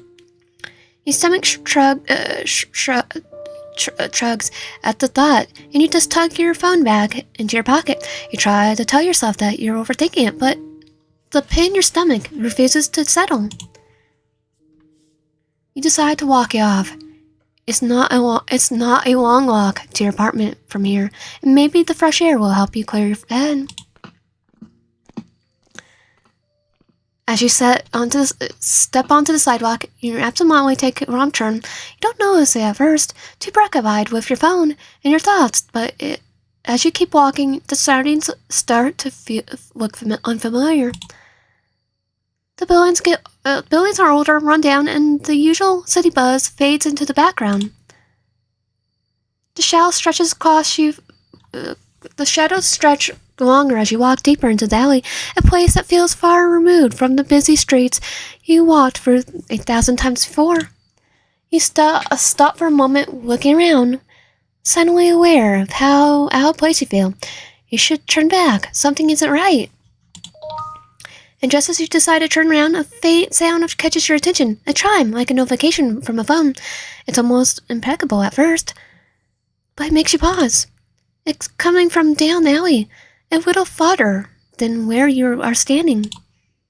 You walk a few more steps. They're growing heavier, the silence more oppressive, and then, as you round the corner, your heart sinks a beat. There in the dim light, you see a figure. It's Dakota. You think I wouldn't find that frickin' email? He's standing over someone. He's back to you, and there's something so wrong about the scene, and your breath catches your throat. You can't quite make out who he's standing over, but you hear the sound of something hard hitting flesh, a dull, sickening thud. Oh, this image. A gasp escapes your lips before you could stop it, and Dakota stiffens, turning sharply towards you. His face is twisted into something dark, something that you've never seen before. It makes you a second. It takes a second to process what's happening, but when you finally do, the words leave your mouth before you could stop them. What? What are you doing? Dakota stands still for a moment, his body tensing, his eyes flickering at the man lying on the ground, and only then you see who he is. It's Dylan, the Dylan from the email. Oh, God. And now he's crumbled on the floor, his face bloody, and his body barely moving, and Dakota stands over him, holding the baseball bat, chest heaving with each breath, his expression is cold and cackling. He's definitely showed his yandere-ness now. So his gaze shifts towards you, and for the first time he seems to realize you're standing there watching. There's a flicker of recognition in his eyes, but it's fleeting. His expression hardens again, and he strains up, lowering the bat to the side and holding his hands up, as if to say he wouldn't dare to hurt you. Why, he wasn't good enough for you. I didn't want him anywhere near you. He's been watching you, getting too close. You don't need him. You always been mine. I mean, Dakota, we've been seeing each other. I didn't see him. He doesn't even have a sprite. I think you're good. The words hit you like a punch to the gut. It's like everything you thought you knew about Dakota is unraveling before your eyes. This isn't the person you've been spending time with. The one who's been so charming, so smooth. No, this is something else entirely. There's something darker. You want to scream, to run, but your feet feel rooted to the spot. You try to speak, but the words catch you in your throat. What is this, Dakota? Why are you doing this? Dakota doesn't spawn right away. He takes a few steps closer to you, his eyes still locked on yours. There's no remorse in his gaze, no apology, just a strange intensity that you can't understand. He looks different, like a dog that only upset because it got scolded. We didn't look at the red flags for him.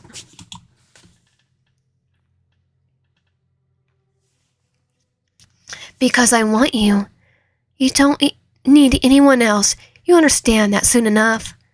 Before you can react, Dakota takes another step forward, this time closing the distance between you. His hands reaching up, brushing a strand of hair on your face. His touch is gentle. You're not sure how to react, but the gut-wrenching feeling that something that's gone terribly wrong turns inside you. You don't need to be afraid. I'll take care of everything. You and me, we could make it work. You just have to trust me. You stand there, unable to move, your mind racing. You can't think. You can't make sense of what's happening. Your heart pounding your chest as his hands moves to the side of your face. Your fingers fully tracing the line of your jaw. And then, as if the most natural thing in the world, Dakota leans in, his lips brushing against your cheek. You freeze, your breath hitches in your throat as his lips press against your skin, warm and soft. You're everything to me. You know that, right? You feel the weight of his words settle inside you. They should make you feel something, anything, but instead, they leave you feeling numb. You want to pull away, to scream, to run, but part of you, a small part can't. You're paralyzed with the intensity of the moment, but the darkness you're now seeing is Dakota's. But by the darkness, you're now seeing in Dakota's eyes. Dakota's face is mere inches away from yours, and his breath is warm against your skin. His eyes flicker down on your lips, and you can feel his anticipation. The air around you feels thick, suffocating. He waits, expressions expectant, his body leaning closer. He's giving you a choice, or at least it feels like he is. His hands are now gently cupping your face, but his grip is firm, like he's holding you in place. Pull away. You feel a sudden intense gaze of panic, and something primal that forces you to pull away from Dakota's embrace. Your breath hitches in your chest as you push against him, the words spilling out before you could stop them. No, Dakota, this isn't right. I can't do this. This isn't what I want. You killed someone. Dakota freezes your rejection, his hands lingering in the air, as if to reach for something that already slipping away from him. His expression shifts in an instant. His eyes, once soft and filled with affection, hardened. The warmth that was there faded into something darker, more possessive, like a shadow creeping over him. What? No. He steps back, the shock of his eyes turning quickly in disbelief. You're rejecting me? After everything? You try to take a step back, your heart racing in your chest. You never seen him like this. Never imagined him reacting this way. The warmth that once surrounded you feels cold and suffocating now. He looks at you, his gaze flickering between hurt and anger, as if torn between two completely different emotions. I knew I shouldn't have let myself feel this way. I should have known that someone like you would never want me. I should have known better than to let myself believe you cared. You care. His voice stings, and you feel a twist in your gut. The regret and sadness in his voice are almost too much to bear. But beneath the hurt, there's coldness that makes your skin crawl. You're just a distraction, weren't you? Someone to amuse me, someone to feel something, ha-ha. Your stomach churns as the reality of the situation hits you. This isn't anger anymore. You thought you understood him, but now you realize just how little you knew. I should have trusted you. I shouldn't have let myself believe that you were anything but real between us. You don't even understand what you've done, do you? You betrayed me. You're gaslighting me. While trying to, after you killed someone. He stepped forward, his gaze locked on you. The anger in his eyes now simmering in something more dangerous. You feel breath catch your throat, your entire body froze in place. The fear grips you tightly as he moves closer, his every step sending a chill down your spine. I should never deluded myself into thinking that someone like you could ever truly care about me. You think I'm some kind of monster, huh? Well, maybe you're right. I'm not the kind of person who deserves the things I want. Dakota, I'm not going to let you ruin me, not after everything I've done. The sun shift in his demeanor is terrifying. You can't feel the rage and betrayal swirling in him, and you realize how, with horror, there's no reasoning with him now. He's beyond that, beyond you. Without warning, Dakota pulls a baseball bat from his side, gripping it tightly with both hands. The sound of metal against his palm makes you flinch. Your eyes, realization drawing on you in an instant. I won't let you leave, not like this. The words hang in the air as he raises the bat. In an instant, you know exactly what he tends to do. He's not just angry anymore, he's dangerous. Panic floods your chest, and your heart pounding in your throat as you realize the full weight of what you just rejected. This isn't just a simple confrontation anymore, it's something more terrifying. He's ready to hurt you. You can see in his eyes. You have to move. You just can't stand there and let him do this. You have to get away, but your legs feel like they're glued to the ground, feel fear paralyzing you. You need to act and act fast. We'll see what happens if we just let the timer run out. You dart for the open street, hoping to find anyone to help you, but you make it halfway till you hear Dakota's voice behind you, low and full of menace. You really think you could outrun me? Before you could react, the bat swings down with a sinking flood, catching you in the side. You crumple to the ground, pain flowing from your body as darkness overtakes you. You don't even hear Dakota's final words before everything fades away. Dead end.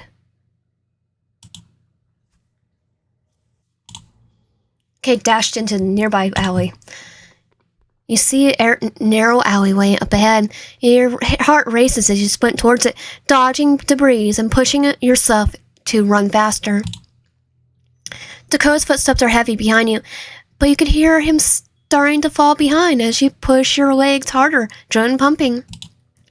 You make it to the alley's dead end, panting heavily, the sound of Dakota's boots pounding the pavement behind you. Your signals that he's still coming. You glance around, but there's no immediate escape. You have seconds before he catches up. Every instinct is telling you to fight back, to call for help, but you know no one's around. You need to survive. Confront Dakota. The terror overwhelmed you, and without thinking, you stop, ready to face him. Dakota, please stop. I'm sorry. I didn't mean it. Please. For a moment, you see his eyes flicker with something. Sadness, maybe regret.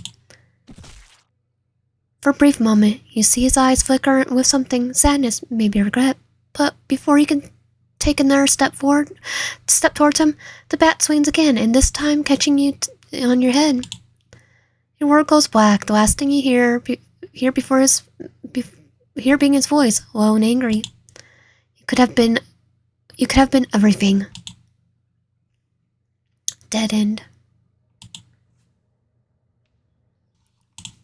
Okay, hide in the shadows. You quickly duck behind the pile of discarded boxes, holding your breath as Dakota passes by. The tension in your air is powerful. His bat swings near you, but he doesn't see you. You've brought yourself a few precious seconds. You can't hide forever. I'll find you.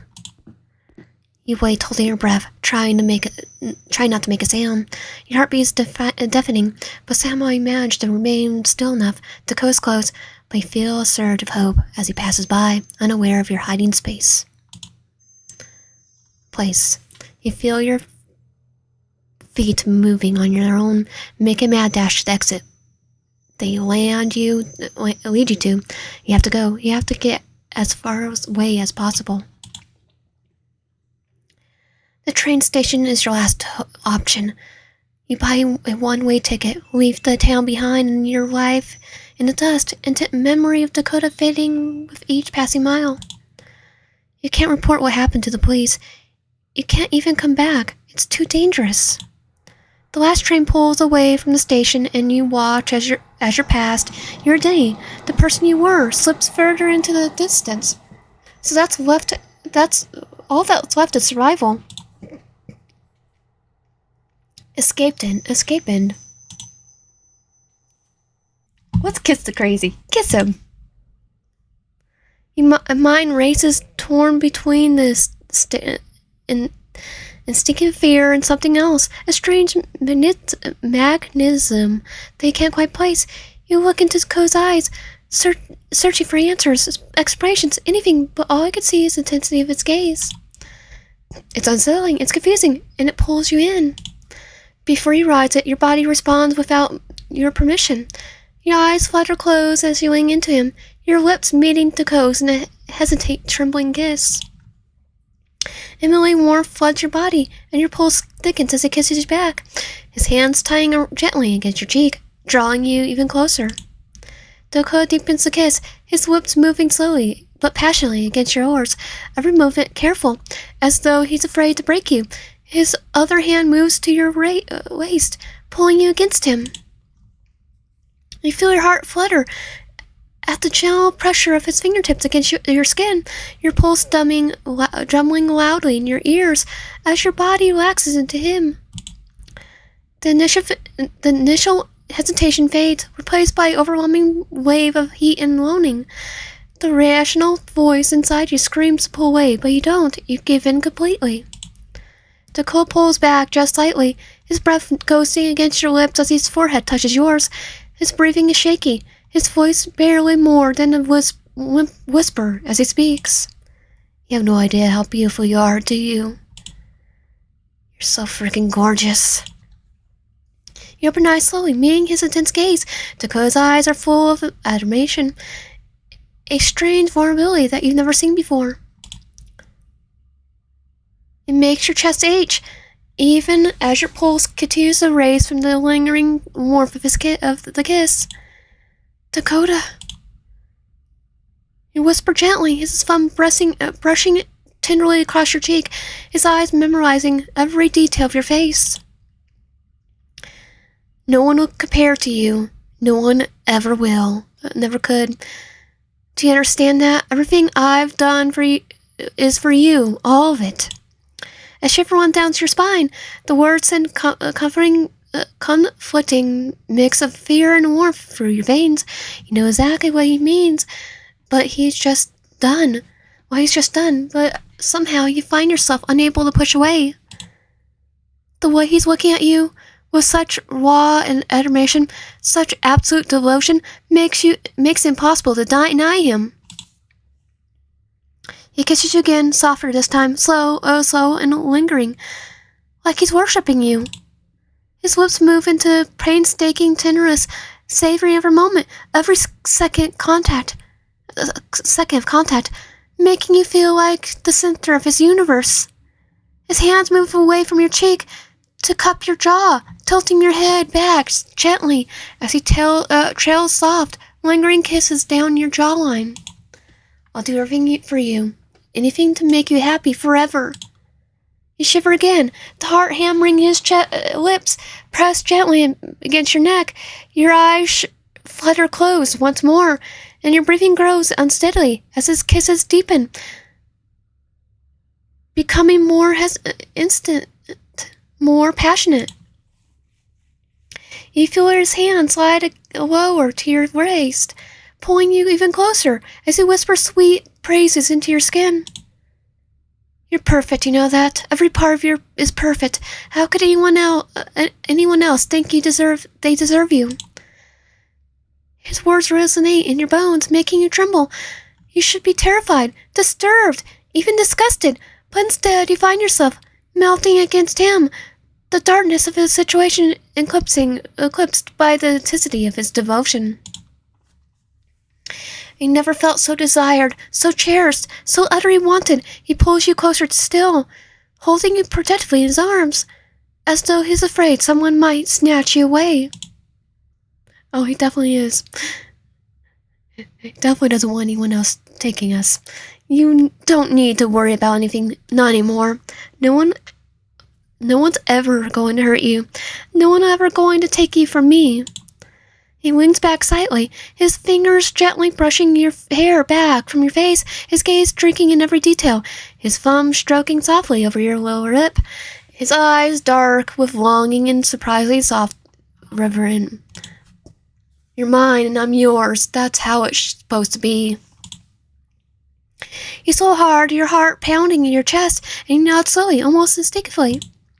You don't know how it came to this, how you end up in his arms in the dark alleyway, with so much unsaid between you, but now none of it matters.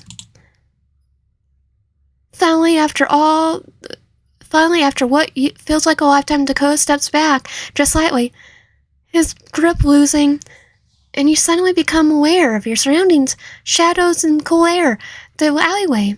Dakota seems to sense your shift in mood. His expression softens as he gently takes your hand. I think that might need to be fixed. Goes away from the box. Let's get you home, okay? You shouldn't be out here right now. You nod silently, allowing him to guide you out the alleyway and back into the familiar street. You walk side by side, his fingers intertwine with yours, near of your speaking as the city slowly returns around you. And you reach your apartment building. Dakota stops at the entrance, turning to face you. I'd love to stay with you. You have no idea how much, but... His eyes darken slightly, and he sighs softly. I have to go back. I have to clean up my mess. The reality of what he means hits you, sending a sudden chill down your spine. You so hard, forcing yourself to meet his gaze. Dakota, will you be alright? He smiles faintly, brushing a thumb over your knuckles. Don't worry about me. I'll be fine. Just promise me you'll rest. I'll handle everything else. You nod slowly, your heart heavy with strange trusting. Dakota leans forward again, pressing a tender kiss on your forehead. His lips there for a moment, inhaling deeply, as though he's memorizing your presence. Sleep well. I'll see you tomorrow, I promise. He releases your hand slowly, stepping back into the darkness. You watch him disappear around your corner, the warmth of his touch still lingering on your skin. It takes a moment before you find the strength to move, and finally make your way inside. Every step feels heavier than the last, and you mind replaying every moment with your Dakota. He kisses, his words, his promise.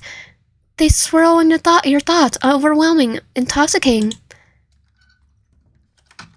Inside your apartment, you lock the door. You slowly make your way into the bedroom, exhaustion suddenly overtaking you. You lie down in bed, pulling your covers around yourself tightly.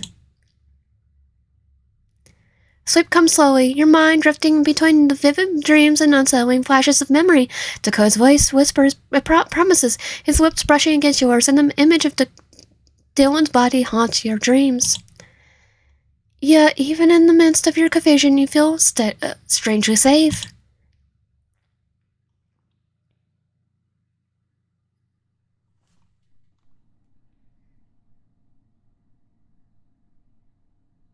The morning felt stiff in the way the mornings always do after something heavy.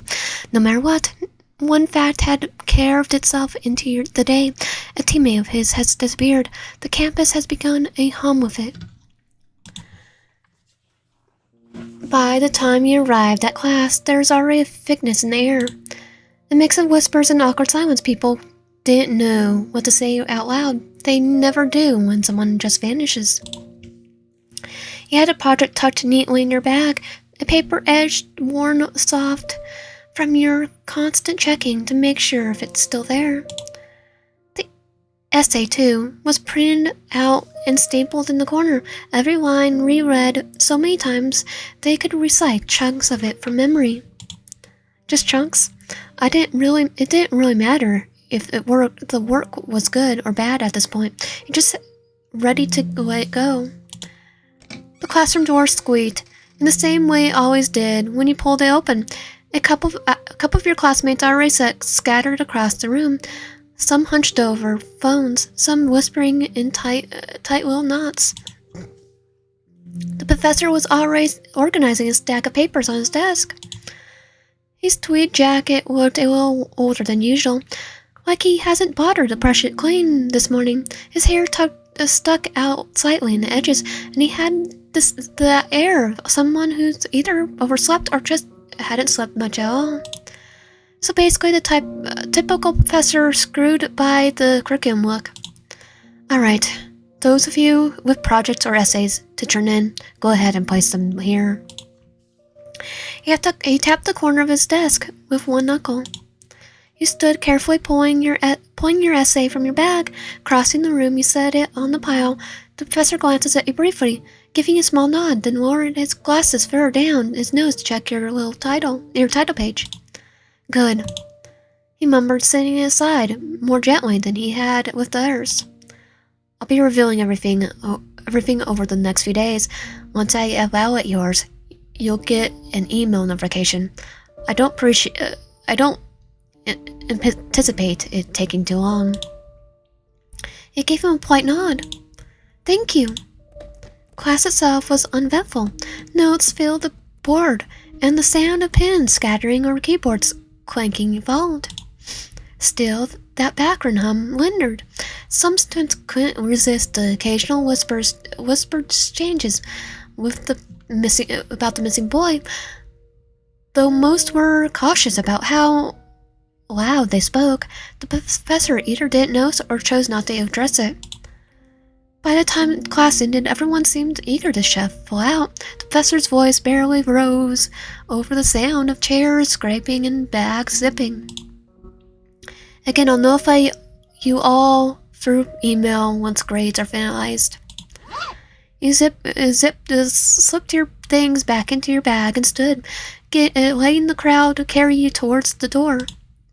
The hallway outside was bright, with the late morning sun bleeding through the tall windows, the air filled with chatter of students pouring out their various classrooms. That's when you bump into someone. Oof. The cushion wasn't hard, just enough to make you stumble back a step, clutching your bag tightly.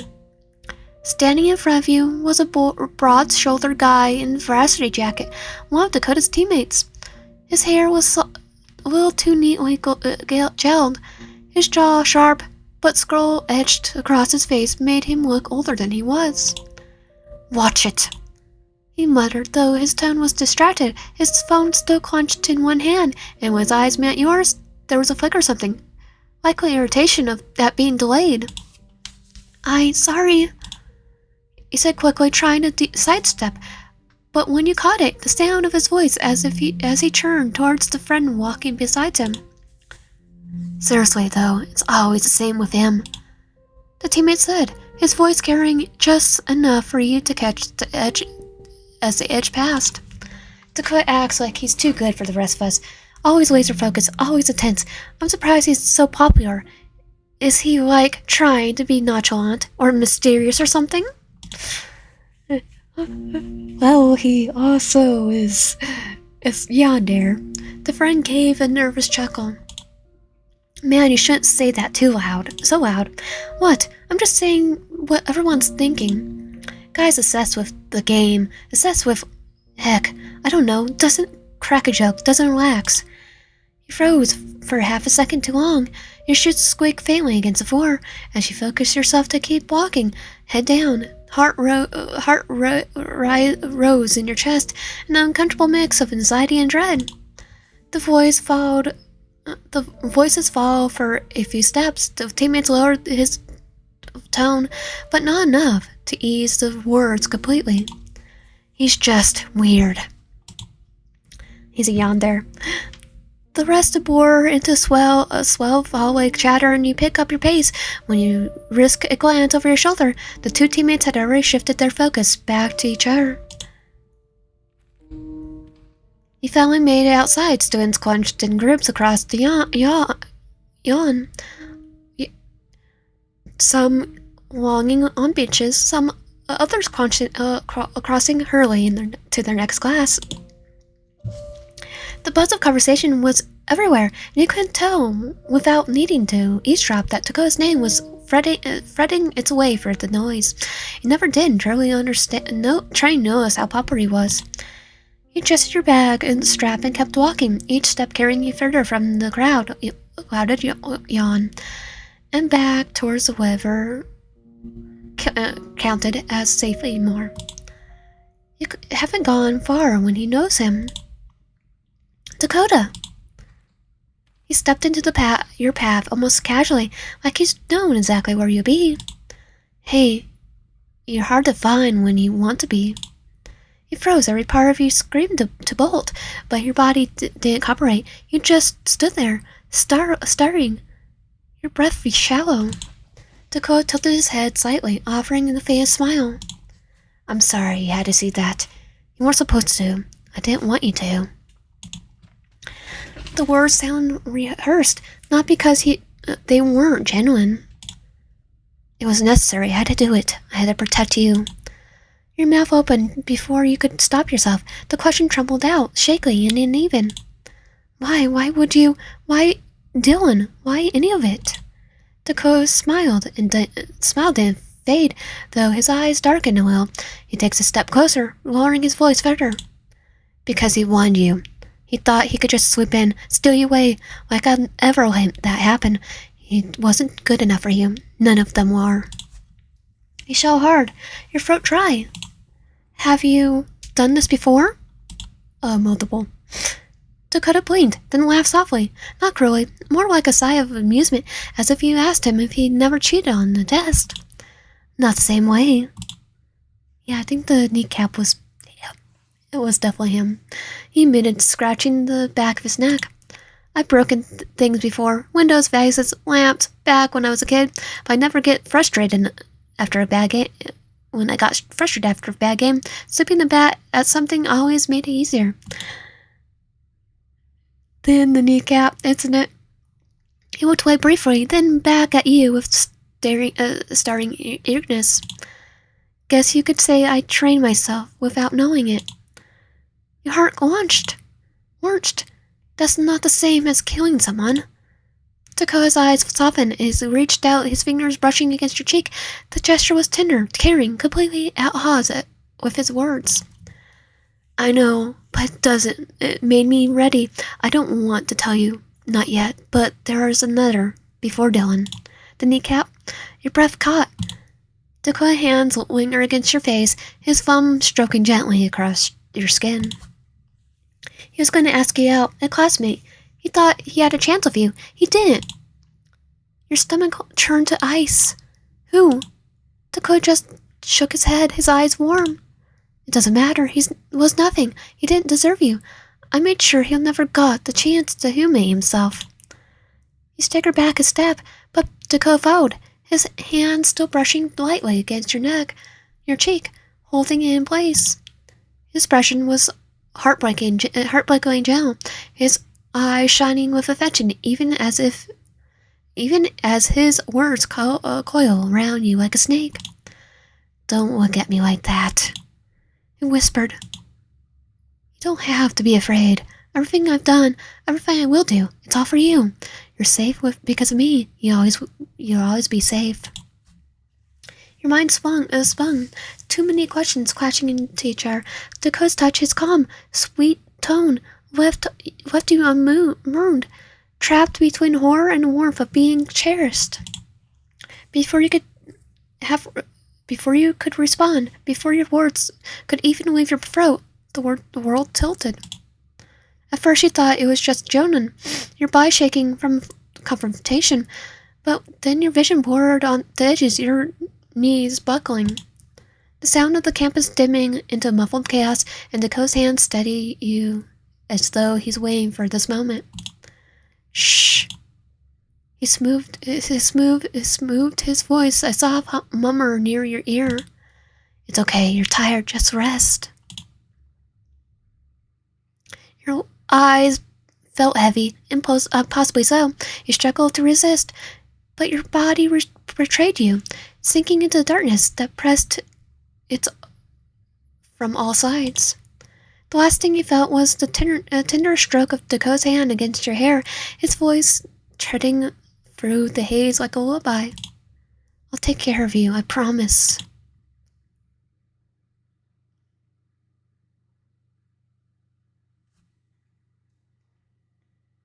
When you woke, the air was different, thick, stale. The light above was dim, yellow, and unfamiliar. Your body aged like you slept for days. Everything went heavy, as though the gravity itself had doubled. The surface beneath you wasn't your bed. You blinked slowly. The vision you struggled to digest. The ceiling above you was unfinished wood, beams crossing your heart purposely. The smell was faint metallic, mixed with dust and dampness. You were in your apartment. You weren't anywhere familiar. I don't think we have a bed. Your heart pounded in your chest as realization set. You were lying in the basement. Dakota's basement. Or as sure it's Dakota's basement, it could be a friend. The memory of his hand brushing your cheek came back first, followed by his words. So sweet, so tender, so wrong. And now here you were, waking up where he wanted you. Your body still felt heavy, like the sleep had been unnaturally deep. Maybe he drugged you. Perhaps something else. You couldn't shake the sensation that you've been under for a long time, too long. You shifted lightly, testing your limbs. Nothing, of course. You were tied up. There was quiet, except for the faint creak of footsteps above, distant but unmistakable. "Dakota's here." He sits across from you on a simple wooden chair, postures loose, but eyes burning with that kind of attention you can't dodge. "You're awake, finally." He stands, crosses his short distance over her head. Bob hums, throwing his shadow along across the cement floor. When he kneels in front of you, it wasn't aggressive, no looming threat, no bat in his hands, just him. His hand reaches out, brushing your cheeks with fingers that are warm and careful. "Why do you know what you do to me, Lion? Make you, want to hurt everyone else? Make you Yandere?" The question is asked softly, almost relevantly, but lingers in the space between you. "I played baseball my whole life. I stood in middle of the crowds, lights shining, people cheering my name, and none of it ever mattered. I was still visible, a tool, and I thought that was all I would ever be." He pauses, searching, eyes searching yours. His thumb strokes across your cheek, a gentle back and forth. But you saw me, not the athlete. Me. You saw hard, your pulse thumping in your ears. He doesn't stop. You don't flinch from me. Not really. You don't look at me like a monster. I can't let you go. I won't. This is who I am, and I need you to accept that. His tone sharpens slightly on the last word, but it softens again, almost immediately, folding back into tenderness. Your lips part, and the words spill out before you can second guess them. People have shamed me too, for things I've done, not fitting into what they want, for being too much, or not enough. Dakota's brows froze, his thumb pausing into its ribbon. But I don't care that you've done, Dakota. I don't care what you do. I love you, no matter what. It's dangerous. It's irrational. It's fire in your veins, and yet the words leave you. They feel right. Dakota acts like a man hearing music for the first time. His mouth falls open, his chest rises in a sharp inhale, and then he exhales, shuddering, as if your words alone could bring him to his knees. Say again. I love you. Again. I love you. A last burst out. Well, more like half laughter, half sob. He presses his forehead against yours, eyes squeezing shut, hands cuddling your face like something holy. God, you don't know what you've done that does to me. You're freaking crazy. Yeah, so are you. It's like, yeah, he kinda is. He's just like stopped, like, wait, I'm the crazy one? The restraints dig into your wrist again when you shift, and his eyes snap open. He pulls back, his expression twisting into something pain, his hands moving to the knots, fumbling, trembling. They shouldn't be on you, not you. The blinds fall away, and the blood rushes back to your hands, leaving angry red marks. He lifts your wrist gently, turning them over, studying the skin like it's precious. Then he presses his lips against the bruised flesh, as if he could kiss the pain away. You should never be bound, not by me, not by anyone. You deserve freedom, and if freedom means walking beside me through fire, then I'll burn the whole world down just to make it happen. Your heart hammers. His words settle into you like they belong in there. Then let it burn down. The look in his face is nothing short of radiant. His grin is wide, almost unhinged. His eyes shine with joy. He pulls you into his arms, holding you so tightly, it nearly knocks the wind out of you. He kisses your hair, your forehead, your temple, everywhere. That's my love. My perfect love. That's my perfect love. You laugh too. The sound a little wild. It feels good. We don't need them, any of them. No professors, no coaches, no teammates, just us. What about your professional ball game? Oh, wait, you're kind of going on a murder spree with people. At least 2 people. Yeah, I think he won't be able to play ball again. Just us. And he leans back back enough to look at you. Grin unstable, unstoppable, and unstable. Then let's start over. A new life. Our life. No rules, no chains. No one can stand in our way. A free life. Ours. The 2 of you stand together in the dim basement light, his hands collapsing yours so firmly that it almost hurts, and it's kind of hurts you to crave now. Tell me again. Tell me you'll do anything for me.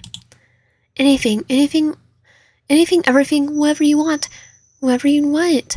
I'll destroy anyone who looks at you the wrong way. I'll give you everything you ever want. I'll be everything you ever need. You smile wide, unhinged, your chest aching with the sheer force of it. Then take me with you. Take me where no one else could touch us. Gladly. He laughs again, sharp and delighted, pulling you closer, your lips nearly brushing before he stops, just to savor the closeness. God, I love you. And I love you.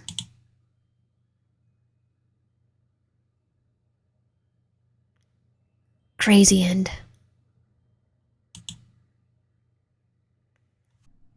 So what happens if we eject him and just try to eject all, like, disagree with him in the, about the Timmy the Shrew? What happened then? So we were gonna skip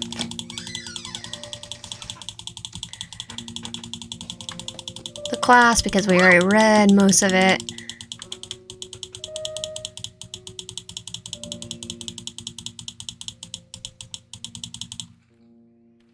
You finally made it outside. Students clenched in small groups in the yawn, some was in benches. Okay, we're gonna skip.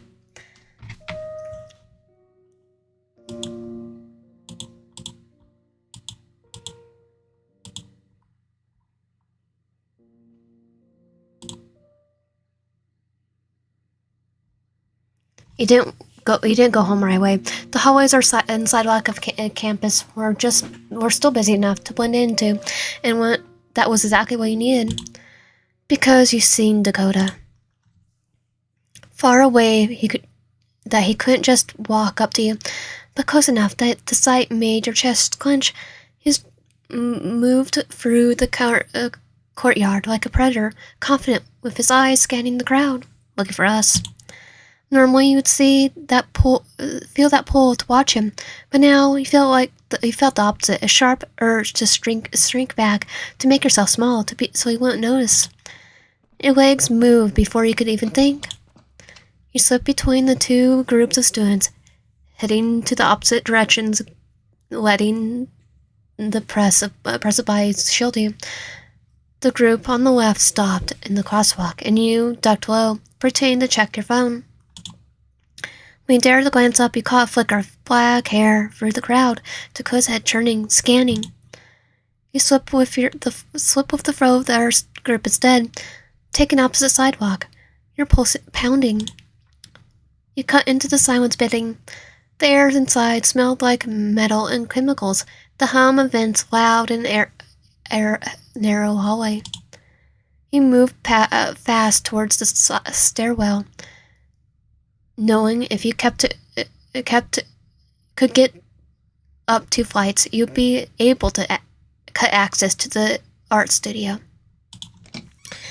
Halfway up, the door began to creak open. Instincts made you press yourself flat against the cool wall, crack your neck just enough to see his jacket, his stride. Dakota entered the stairwell, looking up, his eyes sharp. He bolted upright, ignoring the pain in your thighs, ignoring the slam of your shoes on the metal steps. At the landing, you yanked the door open and let it close softly behind you, crouching low against the lockers. The door opens again below. You swallow hard, teeth clenched, move. The library was packed, students scattered at tables with laptops and notebooks. You wove through them quickly, slipping between shelves of books. You peeked through the gap between two encyclopedias. There he was, walking down the main aisle, scanning the tables, pausing every few seconds, as if he's listening for something. You held your breath, pressing your back into the shelves, willing yourself to be visible. Someone sneezed nearby, and you flinched, but Dakota didn't turn your way. He kept moving slow, deliberate, until finally walked past the checkout counter and toward out the doors. Waves surged through you. You haven't been caught, not yet. But the wave didn't last long. The next hour was a bore of careful checks. You doubled back through the buildings, weighing waited until groups of students blocked his line of sight and ducked behind benches and vending machines. Every time you thought you lost him, you glance over your shoulders and spot him again. The intervals shrink. 5 minutes became 3. 2, 3 became 1. Soon you didn't even have time to think before you were already ducking behind something. Your breath came shallow, ragged. Sweat prickled up at the back of your neck. The whole campus seemed smaller now, like the walls of pathways were feeling you back towards him, no matter what you did. Then came the last check. You dart into the fine arts hallway, the echo of your own footsteps giving you away. You stop to listen, chest heaving, and realize there weren't two sets of footsteps. There was one behind you. You turned. He was there. Dakota. His smile was soft, almost gentle. You're faster than I expected. You duck up, your shoulders hitting the wall. Stay away from me. The smile didn't fade. If anything, it softened. His face tilted head tilted slightly. You didn't mean that. You don't mean that. Then, before you could move, his hand lashed out. Something heavy slammed against the side of your head. Your vision exploded into white, then black.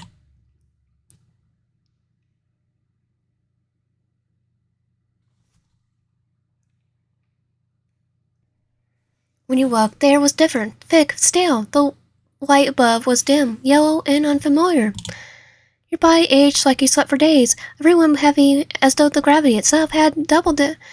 The surface beneath you wasn't your bed. Definitely wasn't your bed. You blinked slowly, and your vision struggled to adjust. The ceiling above you was unfinished wood, beams crossing purposely. The smell was faint metallic, mixed with dust and dampness. You weren't in your apartment. You weren't anywhere familiar. Your heart pounded in your chest as you realized as you sit. You were lying in the basement, Dakota's basement. The memory of his hands brushing your cheek came back, swallowed by his words, so sweet, so tender, so wrong. And now, here you were, waking up somewhere he wanted you. Your body still felt heavy, like sleeping had been unnaturally deep. Maybe he drugged you.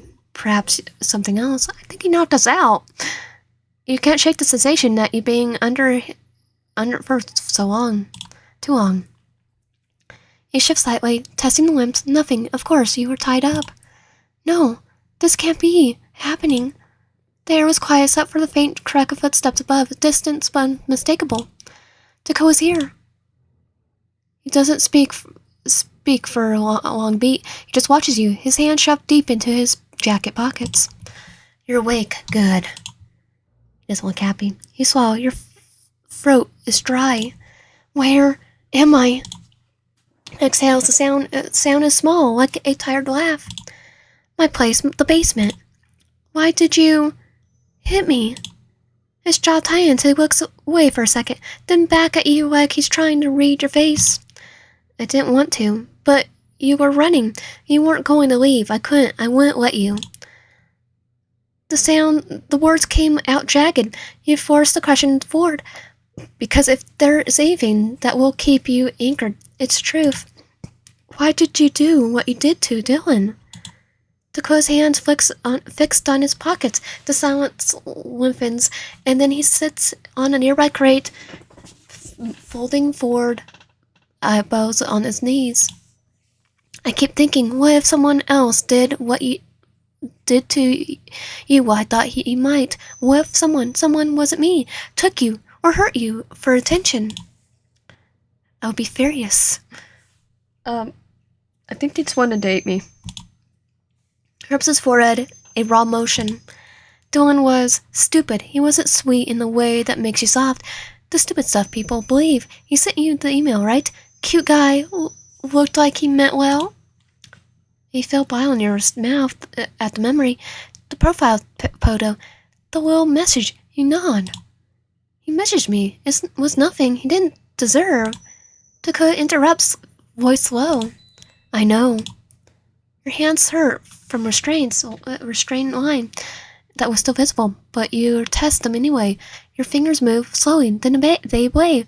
The small movements in comfort. Have you hurt other people before? Have you killed before? He flinches at the words, like a stone thrown.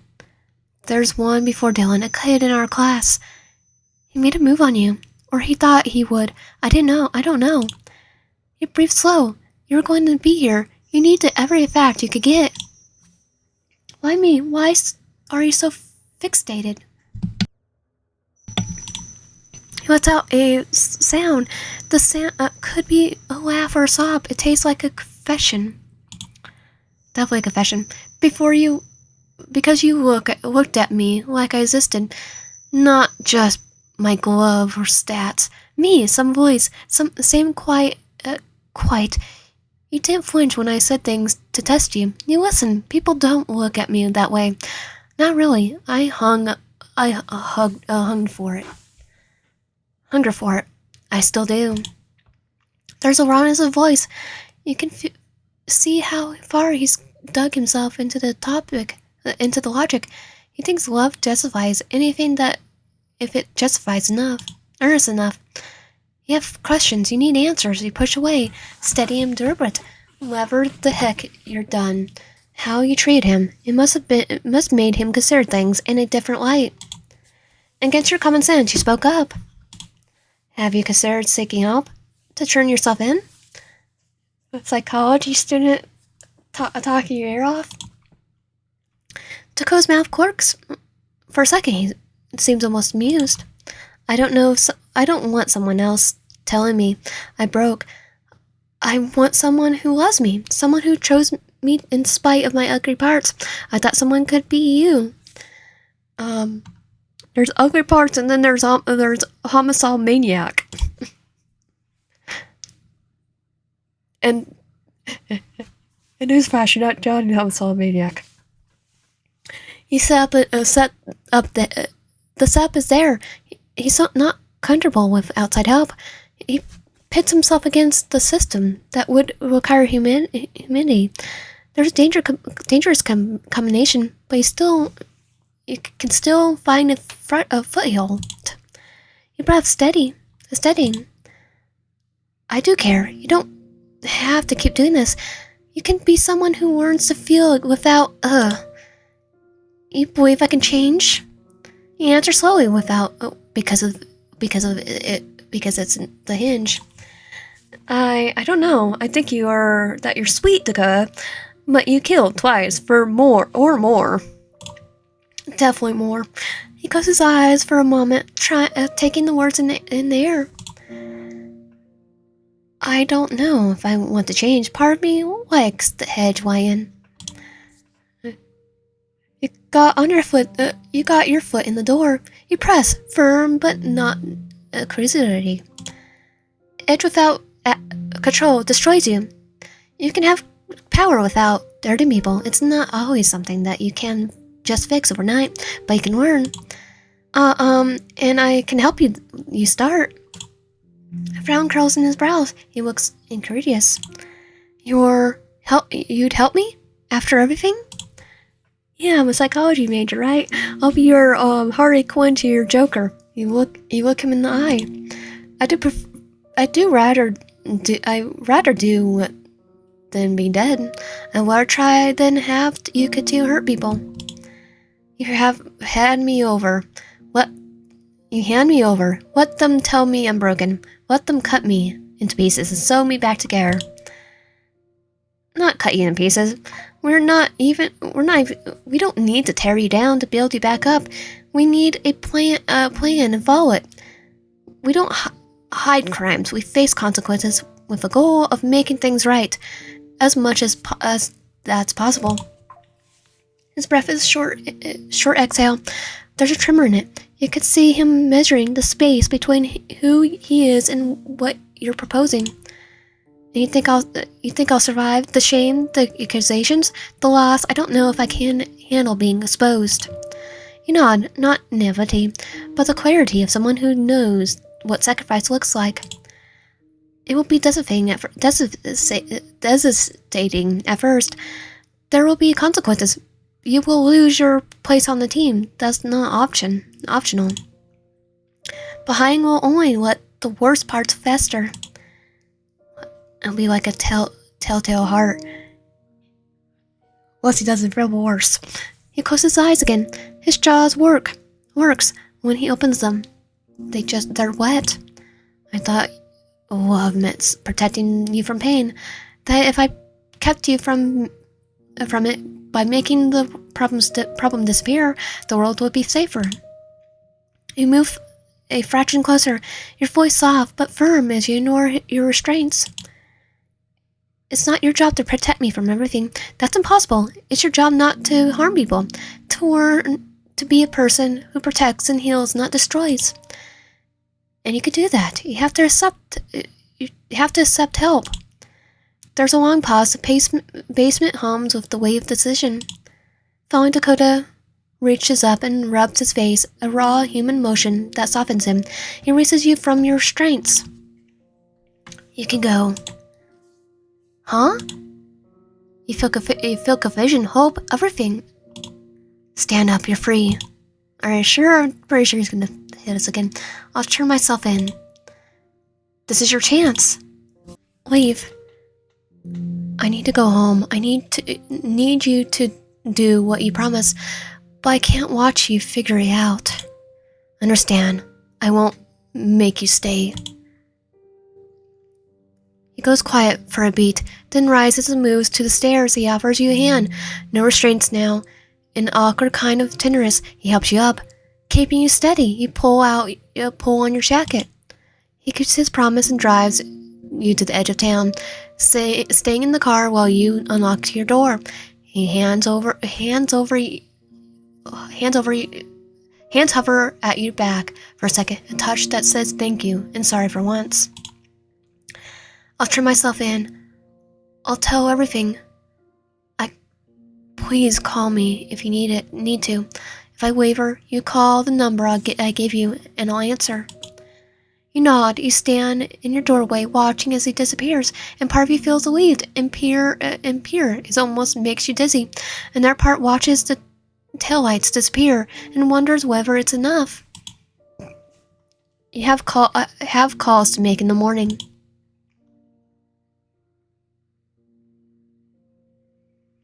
Fixed in, leaving variant. Now let's see what happens if we stay. Stay. I'll stay.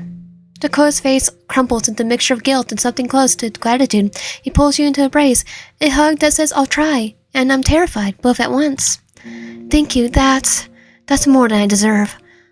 I won't waste it. And then we're together forever. I don't deserve you yet, but I want to be deserving.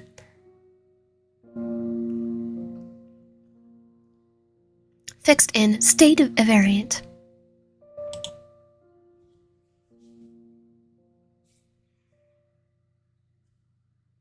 And that was First Base. If you like my content, please consider subscribing if you haven't already. Comment down below and liking the video, and I'll see you guys next time.